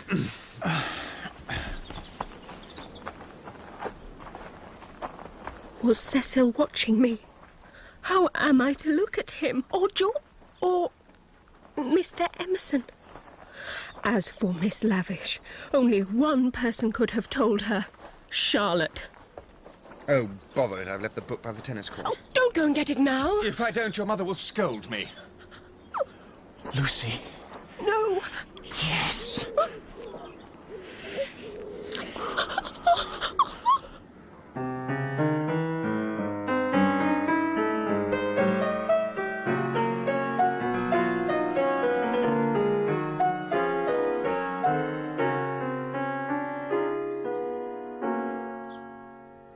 Lucy, dearest, calm yourself, I beg. But, Charlotte, how could you have told her? Told her what? About that dreadful afternoon in Italy when Mr. Emerson... Oh, Lucy, dearest girl, she hasn't put it in her book. Yes. Not so that one could recognise the incident. Yes. Then never, never more shall Eleanor Lavish be a friend of mine. So you did tell her? Well, I did just happen when I had tea with her at Rome in the course of conversation. But, Charlotte, what about the promise you made me? Why did you tell Miss Lavish when you wouldn't even let me tell my mother? Oh, well, anyway, it's turned out a disaster. Cecil happened to read out the passage to me and Mr. Emerson. It upset Mr. Emerson, and he insulted me again. Did he indeed? Oh, Lucy, I shall never forgive myself, never to my dying day. Fancy if your prospects... You have put me in a most awkward position. How am I to get out of it? My dear, That man must be put in his place in a way that he won't forget. But who's to do it? I can't tell Mother, owing to you, nor Cecil. I have no one to help me. That's why I'm asking you. What's wanted is a man with a whip. Oh, I agree entirely. A man with a whip. Yes, but it's no good just agreeing. What's to be done? Charlotte, you were ready enough to speak to him in Florence before you rushed me off to Rome. Can't you speak to him again now? I would willingly move heaven and... I want something more definite than that. Will you speak to him? Me? Surely it is the least you can do, considering it has all happened because you broke your word. I will never forgive Eleanor Lavish, never. Yes or no, please. Well, it's the kind of thing that only a gentleman can settle. Very well. As no one will help me, I will speak to him myself. He's in the dining room. At least come with me. Honey, Emerson? No, thank you. Oh, try the jam, then. The jam's jolly good. No, nothing to eat. Freddie, dear, why don't you go down to the others in the garden? Charlotte and I will give Mr. Emerson all he wants. Where's Mother? In the drawing room. Good. You go away. Oh, all right. I say, Floyd, how about the singles? Charlotte, sit down, please. Very well, Lucy. Mr. Emerson, I can't have it. What? I can't even talk to you. You must leave this house and never come into it again as long as I live here. I hate a row. Go now, please. No discussion. But I can't. Go, please. I do not want to call in Mr. Vyse. You don't mean that you're really going to marry that man? You are being ridiculous. You cannot live with Vyse. He's for acquaintance only. He is for society and for cultivated talk. He should know no one intimately, least of all a woman. Have you ever talked to Vyse without feeling tired? Oh, I can scarcely discuss... No, but have you ever? Oh, he is the sort who's all right as long as he keeps to things. Books, pictures. But who is death when he comes to people? He winces when my father mispronounces names of painters. He brings us here by a silly trick. That's why I'll speak out through all this muddle, even now. I would have held back if Cecil had been a different person, but when I meet you together, I find him protecting you and teaching you and your mother to be shocked, when it is for you to decide whether you're to be shocked or not. He's the type who's kept Europe back 1,000 years. Mr. Emerson, Charlotte... Not therefore I kissed you, because the book made me do that, and I wish to goodness I'd more self-control. I'm not ashamed. I don't apologise.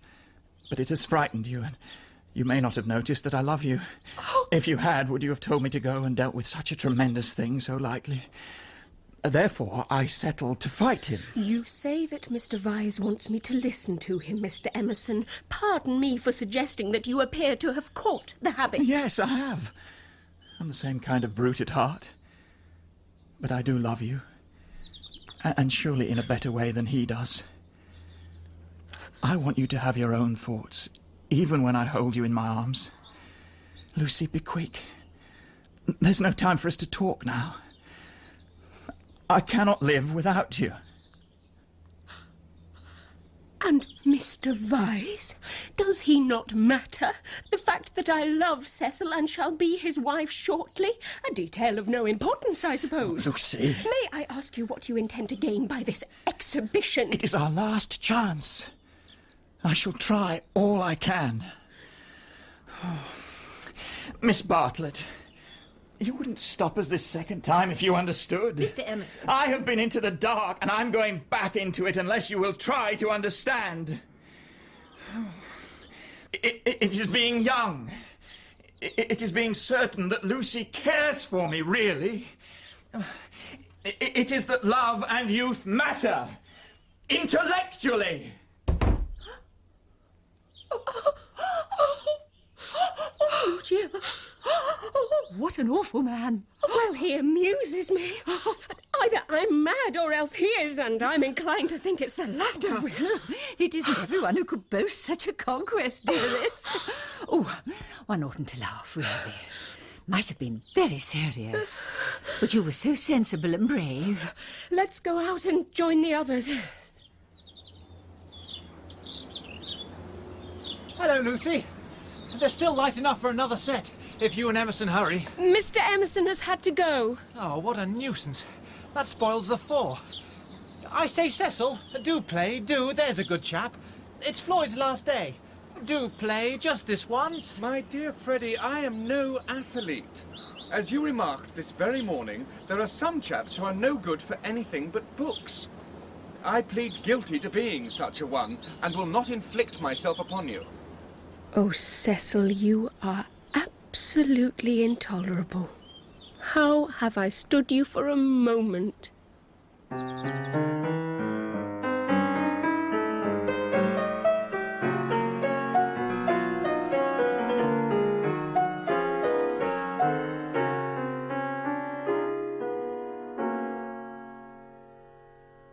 I don't understand you. Yes, you do, Cecil. I am very sorry about it, but I have carefully thought things over. We are too different. I must ask you to release me and try to forget that there ever was such a foolish girl. Different? How? I haven't had a very good education, for one thing. My Italian trip came too late, and I am forgetting all that I learnt there. I shall never be able to talk to your friends or behave as your wife should. I still don't understand. You aren't yourself. Why don't we leave this until the morning? It's very late, Lucy. You're tired. Tired? That is typical of you. You always think women don't mean what they say. Well, you sound tired. What if I do? It doesn't prevent me from realizing the truth. I can't marry you. Well, you had that bad headache yesterday. Oh. All right, I see it's much more than a headache. You must excuse me if I say stupid things, but my brain has gone to pieces. Part of it lives 3 minutes back when I was sure you loved me. There are certain days when one sees clearly, and this is one of them. If you want to know, Cecil, quite a small thing decided me to speak to you. When you wouldn't play tennis with Freddie. I never play tennis. I never could. Anyone can play well enough to make up a 4. I thought it abominably selfish of you. But I can't... Well, never mind the tennis. Why couldn't you have warned me if you felt something was wrong? I knew you wouldn't understand.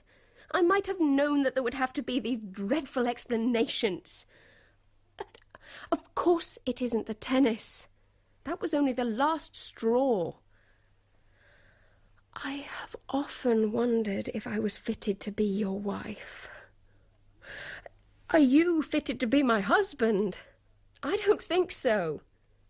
But our relations seemed pleased, and we met so often, and it was no good mentioning it until things came to a head.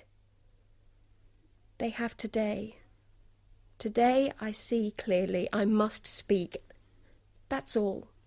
I cannot think you're right, though all you say sounds true. I feel that you're not treating me fairly. It's all too horrible. I really think I had better go to bed if you don't mind. I shall only say things that will make me unhappy afterwards. And Mother or somebody may hear us and come down. But I love you, Lucy. And I did think you loved me. I did not. I thought I did at first. Well, I dare say you are right not to. But it would hurt a little less if I knew why. Because you're the sort who can't know anyone intimately. What? I don't mean that exactly. But it is that, more or less. When we were only acquaintances, you let me be myself, but now you're always protecting me. I won't be protected. I will choose for myself what is ladylike and right. A woman's place. You despise my mother. I would never... You despise her because she's conventional and bothers over puddings. But, oh goodness, conventional. Cecil, you're that. For you may understand beautiful things, but you don't know how to use them. You wrap yourself up in art and books and music and would try to wrap me up too. I won't be stifled, not by the most glorious music, for people are more glorious, and you want to hide them from me. That's why I break off our engagement. You were all right as long as you kept to things, but when you came to people... It is true. Mostly true. True. Every word. It is a revelation. It is I. Anyhow, those are my reasons for not being your wife. The sort that can know no one intimately. It is true. You are even greater than I thought. I shall never forget your insight. I have never really known you until this evening. I have just used you as a peg for my own silly notions of what a woman should be. But this evening you are a different person. New thoughts, even a new voice. What do you mean, a new voice? I mean that a new person seems to be speaking through you.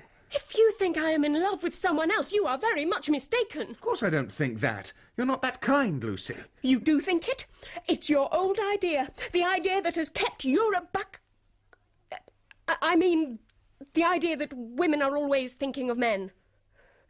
If a girl breaks off her engagement, everyone says, oh, she had someone else in mind. It's disgusting. As if a girl can't break it off for the sake of freedom. I may have said that in the past. I shall never say it again. Of course, there's no question of someone else. I beg your pardon most humbly if my words suggested that there was. All right, Cecil, that will do. Don't apologise to me. It was my mistake. I must thank you for what you have done, for showing me who I really am. Will you shake hands? Of course I will.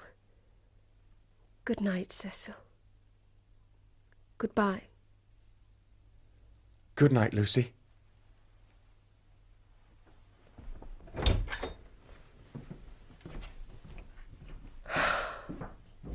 Poor Cecil. I can never marry now. Never. Cecil believes in me. I must come to believe in myself. One who cares for liberty, not men. I must forget that George loves me, that... Yes, that he has been thinking through me, has gained me release with honour, has gone away into... Into what?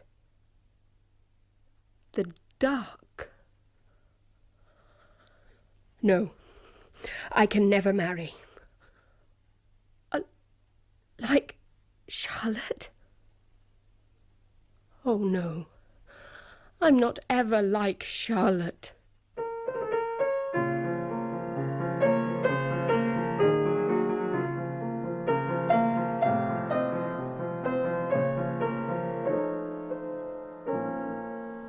Good afternoon, Mr. Beebe. Ah.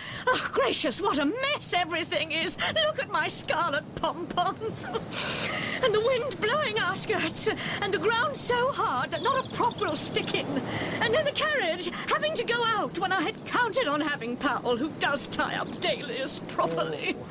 How do you do, Mr. B? I am well, Miss Bartlett. I hope you are the same. Here, Minnie, the bass. The what? The string child. Hello, Minnie. Hello, Uncle Arthur. It's not my fault if I don't know what bass is. Everyone is being very disagreeable today. They're angry with Miss Honeychurch because she was late for breakfast. And Mr. Floyd has gone. And Mr. Vyse. And Freddie won't play with me. Come for a walk with me, Minnie. You've worried them as much as they can stand. Mrs. Honeychurch, I only called in aimlessly. I shall take Minnie up to tea at the Beehive Tavern, if I may. Oh, yes, do. No, not the scissors. Thank you, Charlotte, when both my hands are full already. Miss Bartlett, why don't you take tea with us? Oh, no, not Miss Bartlett. Minnie, hush. Oh, but I can hardly... Yes, Charlotte, do go. The garden boy will help me. There's nothing for you to do, either in the house or out of it. Well, Marion, if you insist. Come, Minnie, you must change your clothes. Do I have to, Uncle Arthur? Do as Miss Bartlett says, child. Oh, dear. This house is not at all what it was yesterday. Don't be a prig. Let's all go together. Goodbye, Mrs. Honeychurch. Oh, yes. Yes, indeed. It is terrible, Miss Bartlett, this havoc among the flowers. It is always terrible when the promise of months is destroyed in a moment. So it is. Well, now, while you attend to Minnie, I will pay my respects to Miss Honeychurch.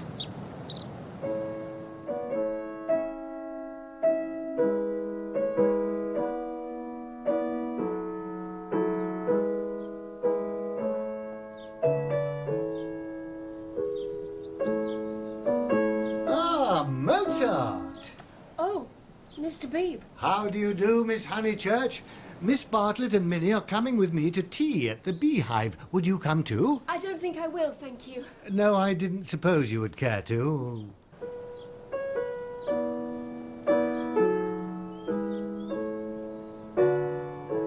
Miss Honeychurch. Yes? As I was coming here, I met them on the way to the railway station. Who do you mean? I think you know, Freddie and Mr. Vyse. Your brother told me. Oh, did he? I needn't say that it will go no further. Mother, Charlotte, Cecil, Freddie, you. Who next? If you'll allow me to say so, I'm very glad, and I'm certain you've done the right thing. So I hoped other people would think, but they don't seem to. I could see Miss Bartlett thought it unwise. So does Mother. Mother minds dreadfully. And Freddie, too. Still, Freddie never hit it off with Vyse much, did he? I gathered that he disliked the engagement and felt it might separate him from you. Boys are so odd. I've had an absurd letter from Miss Allen. That was really what brought me over. I thought it might amuse you all. How delightful. Shall I read it to you? If you wish. She says, "Since Florence did my poor sister so much good, we do not see why we should not try Athens this winter. Of course, Athens is a plunge. The Miss Allens are going abroad. But that's what they say. They even talk of going on to Constantinople and ask if I know of a really comfortable pension there. Constantinople. The Miss Allens. Isn't it wonderful? Isn't it romance? When do they start? Next week, I gather. How perfectly splendid of them. Oh, delightful. I wish they'd take me. Are you serious? Entirely. Constantinople. I have always longed to go there. I didn't realize that you and the Miss Allens were still such friends. I would give anything to go with them. Would your mother spare you again so soon? You've been home hardly any time at all. She must spare me. I simply must go away. I have to. Don't you see, I must go somewhere. I have been worrying all morning, and here comes the very thing. Mr. Beebe? I'm here, Miss Bartlett. Your niece and I are ready. And so am I. Goodbye, Miss Honeychurch. Oh, yes, goodbye. You do see, don't you, Mr. Beebe? I must get away. Ever so far. Yes.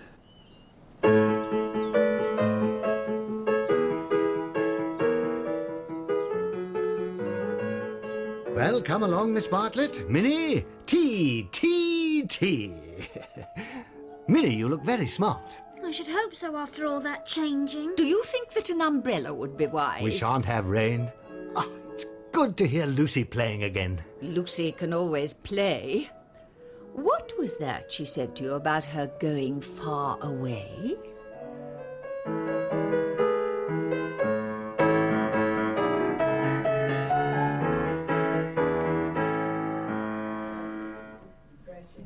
What a lovely smell of baking. Good baking and the Beehive Tavern are synonymous.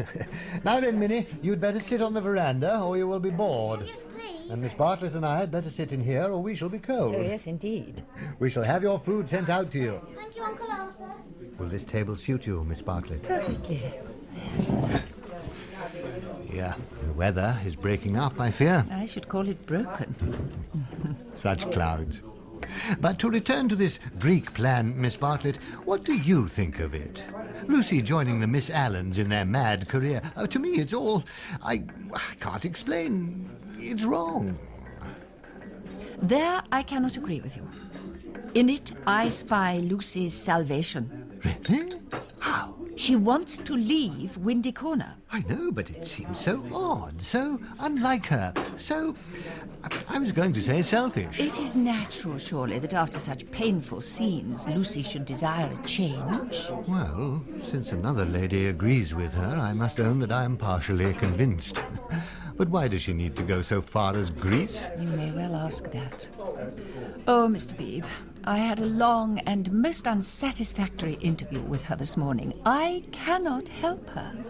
I will say no more. But Greece, yes, is absolutely necessary. I know. I see. I have this feeling about Miss Honeychurch as if she stood in need of deliverance. As if she desired it, even. It has always been my belief that they that marry do well, but they that refrain do better. However, it is a belief that takes a little getting used to. I can see that time and distant places might well help. Quite so. And for that reason, I, for one, will help her go to Greece. Will you? Yes, I will help her. As soon as we have had our tea, let us go back and settle the thing.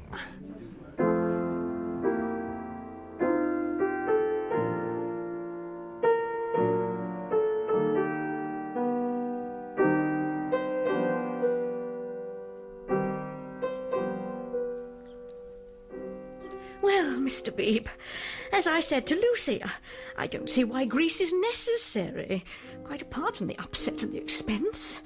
But if you do, I suppose it's all right.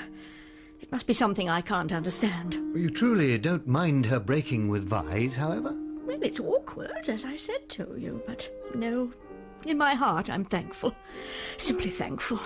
And Freddie is as well. Good. Then Greece, I'm sure, will be the saving of her. Let's go and tell her. Look not thou on beauty's charming. I didn't know Lucy sang as well as played. It's a song Cecil gave her. How odd girls are. Delightful, delightful. Oh, Mr. Beebe, Mother. Don't stop, dear.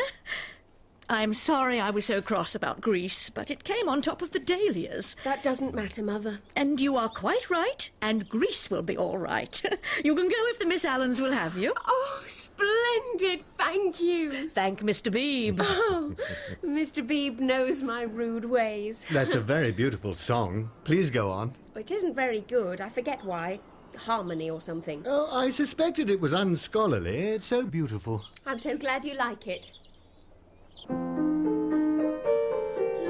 not thou on beauty's charming, sit thou still when kings are roaming, vacant heart and hand and eye, easy live and quiet die. Mrs. Honeychurch, I consider that your daughter has behaved quite splendidly. Depend on it, the Miss Allens are the answer. You might like to know that they will be in London very soon.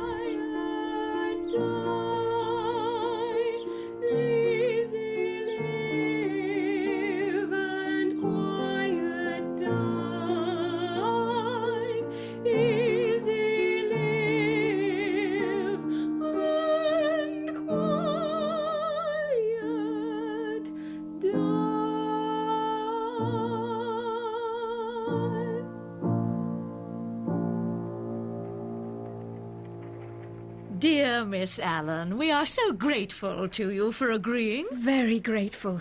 And do please thank your sister and say how sorry we both are that her health did not permit her to join us. Of course I will. She will be perfectly delighted. And now, are you quite sure I cannot offer you some tea and cakes? The cakes in this hotel are excellent. No, thank you, Miss Allen. Then, Miss Honeychurch, remember, the place to go is the Haymarket stores. There you will be able to equip yourself with all the traveller's necessities. Quinine, for example, now available in tablet form. Paper soap, too, is a great help towards freshening one's face on the train. I will make sure to go, Miss Allen. Although, of course, you do have Mr. Vyse to help you. Is it possible that he may join you later? Perhaps. Oh, we should so like to meet him. Doubtless he will come to see you off. No one will see Lucy off. She doesn't like it. Indeed? How very curious. We only just got through. You know, Lucy, I shall never understand this hole-in-the-corner way. You've got rid of Cecil, well and good. But why not announce it? There we have to sit, fencing with Miss Allen and almost telling lies, and be seen through too, I dare say, which is most unpleasant. You don't know the Miss Allens. They are such gossip. It's not only the Miss Allens, it's everyone. Why? Because I settled with Cecil not to let it be announced until I left England. I still don't see. Not that or anything. Oh, say it, Lucy Honeychurch, why can't you? It's because George Emerson has been bothering me, and if he hears I've given up Cecil, he may begin again. But I can't. The fact is, you're tired of Windy Corner. Windy Corner? What is that? My home. I have no home. I have no home because I do not love George. I broke off my engagement because I do not love George. I must go to Greece because I do not love George. Lucy, did you hear me? I say Oh, you're Mother, what rubbish you talk. Of course I'm not tired of Windy Corner. Then why not say so at once? But as we are talking about it, I may as well say that I shall want to be away in future more than I have been. Shall you? I've seen the world so little. One ought to come up to London more. I might even share a flat with another girl. And mess with typewriters and latchkeys, and agitate and scream and be carried off kicking by the police and call it a mission. Mother, hush. I merely want more independence. Very well. Take your independence and be gone. Find 2 doddering old ladies and go abroad with them. Despise the house your father built and the garden he planted and our dear view, and share a flat with another girl. Perhaps I spoke hastily. Oh, how you do remind me of Charlotte. Charlotte? More every moment. I don't know what you mean. Charlotte and I are not in the least alike. Well, I see the likeness. And that reminds me. We are engaged to pick up Charlotte from the rectory on our way home and rescue her from Mr. Beebe's old mother. Miss Bartlett will be with you directly, madam. Thank you, Jane. Marion, how good of you to remember me. It's so out of your way, I'm sure. It isn't in the least. But listen, as if I have not given you trouble enough, may I beg another favour? Would it test your patience beyond bearing if I were to go to church? Church? I know it means you're waiting, but Mr. Beebe has gone to say the litany, and I would so love... Why, certainly. Let's all go. Lucy? No church for me, thank you. Then we shall go alone, and Powell can take the carriage to the stables. Come, Charlotte. Oh, I'm so sorry. You won't object to sitting in the rector's study, will you, miss? No, Jane, not in the least. Thank you. A lady to wait, sir. Oh. Miss Honeychurch, I wondered if that was your voice. Oh, that you should come. Mr. Emerson, what brings you here? Oh, had you not heard? We are to give up Sissy Villa. But why? Oh, it's too far out of town for George, and my rheumatism has come on. We hope to let it furnished. Mr. Beebe is generously housing me until George can come and take me to his London rooms. Oh, I see. Miss Honeychurch, we are so sorry. George is so sorry. He thought he had a right to try. Now, I wish he'd told me first. He ought not to have tried, but you mustn't scold him. He has behaved abominably. I am glad he is sorry. Not abominably. He only tried when he should not have tried. You have all you want, Miss Honeychurch. You are going to marry the man you love. Do not go out of George's life saying he is abominable. No, of course. Abominable is much too strong. I am sorry I used it. Especially as he has gone under. Gone under? As his mother did. I don't understand. When I wouldn't have George baptized. Mr. Emerson, what are you talking about? She agreed that baptism was nothing. But then he caught a fever when he was 12. She thought it was a judgment. A judgment. Our boy had typhoid because no clergyman had dropped water on him in church. Is it possible, Miss Honeychurch? Shall we slip back into darkness forever? I don't know. I don't understand this sort of thing. Because, you see, Mr. Eager, you remember him in Florence, he was curate then in Brixton, and he came while I was out and acted according to his principles. Oh, I don't blame him or anyone, but by that time George was well and she was ill. Mr. Eager made her think about sin, and she went under thinking about it. Oh, I remember Mr. Eager saying she was murdered in the sight of God. Yes, indeed, Mr. Eager, by you. But, Mr. Emerson, that's terrible. And is your son now ill?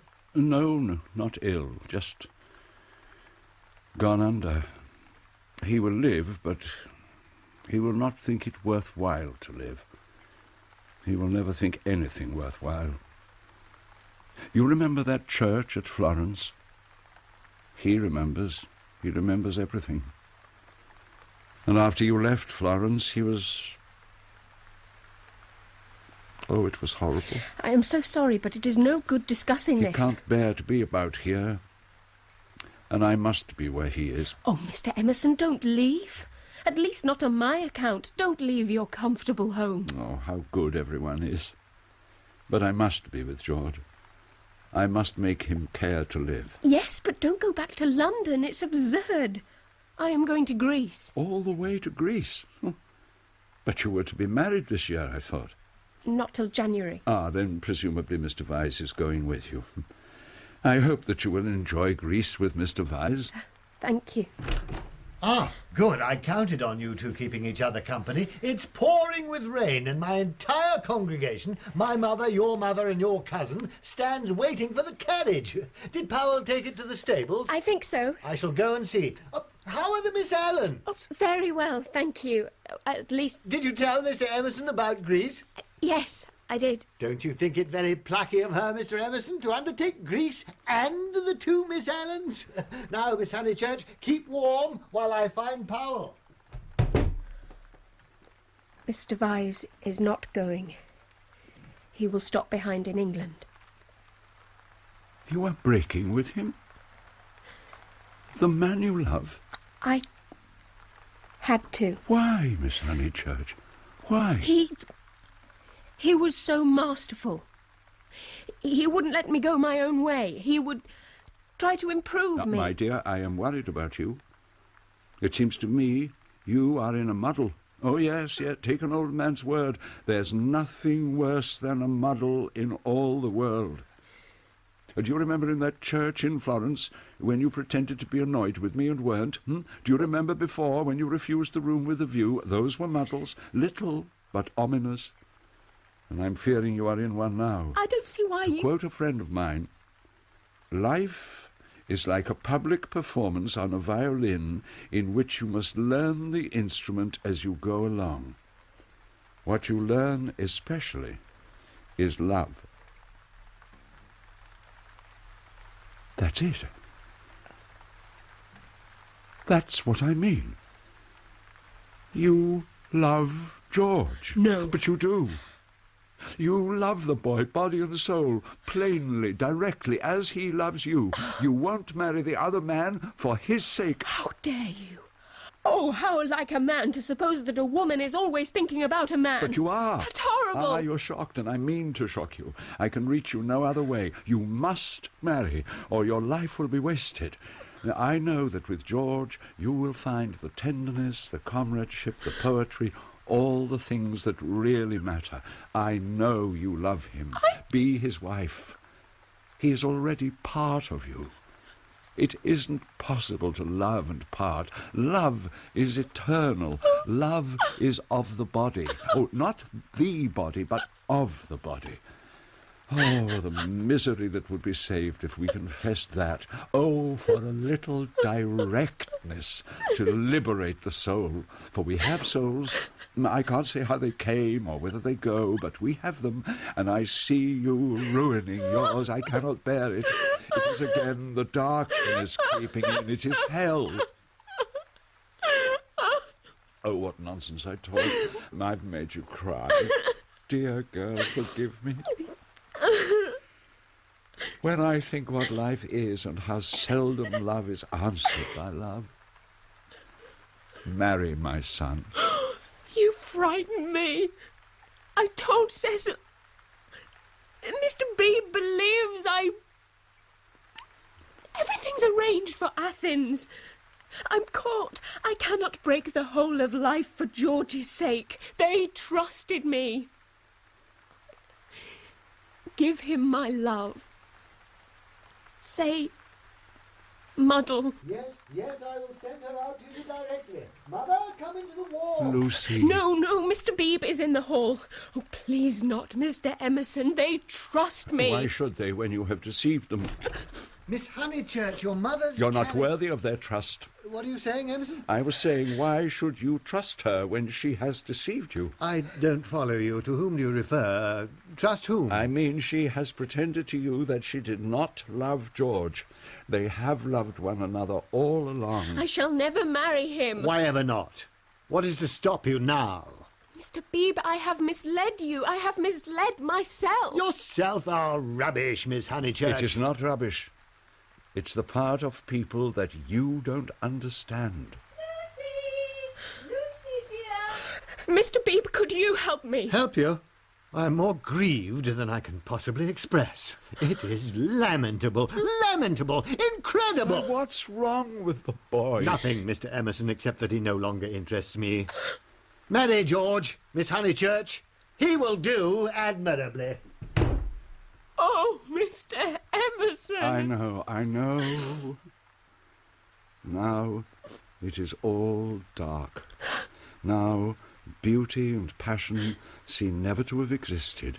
But remember the hillside over Florence and the view. Ah, my dear, if I were George and gave you one kiss, it would make you brave. You have to go cold into a battle that needs warmth, and your mother and all your friends will despise you. But we fight for more than love or pleasure. There is truth. Truth counts. Then kiss me.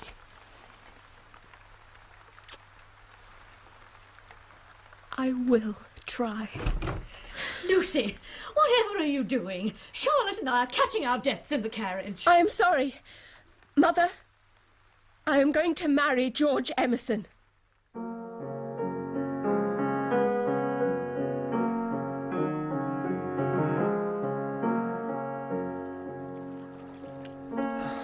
My old room. Exactly as it was. Nothing changes in the Pension Bertolini. It isn't your old room because it's the room I had, and I had your father's room. I forget why. Charlotte insisted for some reason. Oh, anyway, it's our room now. Oh, Lucy. No. George, you baby, get up. Why shouldn't I be a baby? Your lap is very comfortable. Get up off that cold floor, or you'll be starting rheumatism next. Then kiss me. Just here.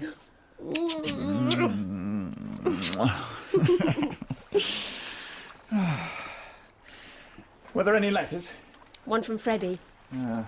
Anything good in it? Not yet. He has to build us up again from the beginning.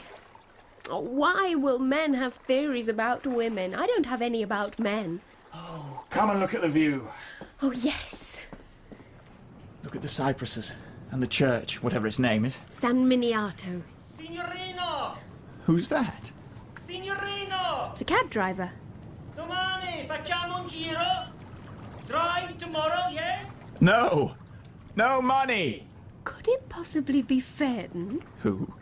The man who drove us to Fiesole, whom Mr. Eager was so unkind to, who led me to you. Was he called Phaeton? Not really. It was Mr. Beebe who called him that. Mr. Beebe. Yes. He will never forgive us. I wish he didn't influence my mother so. Yet, if we act the truth, the people who really love us are sure to come back to us in the long run. Don't you think? Perhaps. I acted the truth, and you came back to me. Signorino! Domani, un giro! Bother the man. No! No money! Oh, how this room reminds me of Charlotte.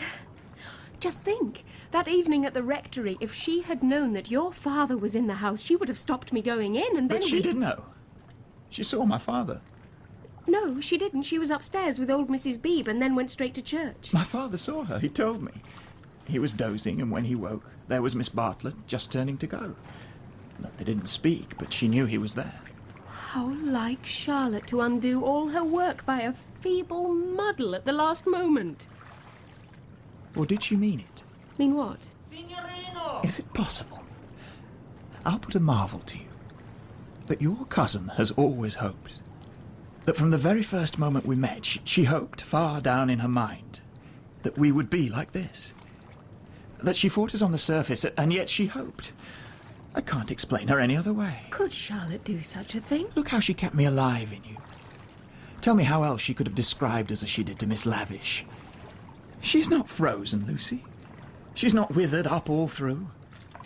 I do believe that far below all speech and all behaviour, she is glad. Impossible. No. It is just possible. Signorino! Domani facciamo un giro! Domani!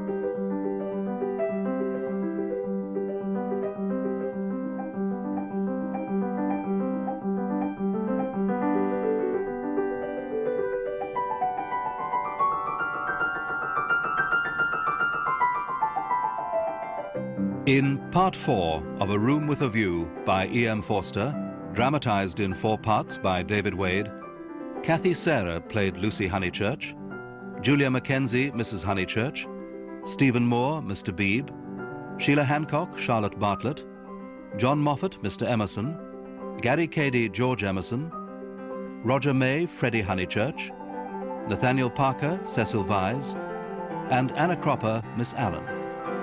Mr. Floyd was played by Jonathan Keeble, Minnie Beebe by Sarah Jane Derrick, and the young Italian by Andrew Branch. The pianist was Terence Albright. A Room with a View was directed by Glyn Dearman.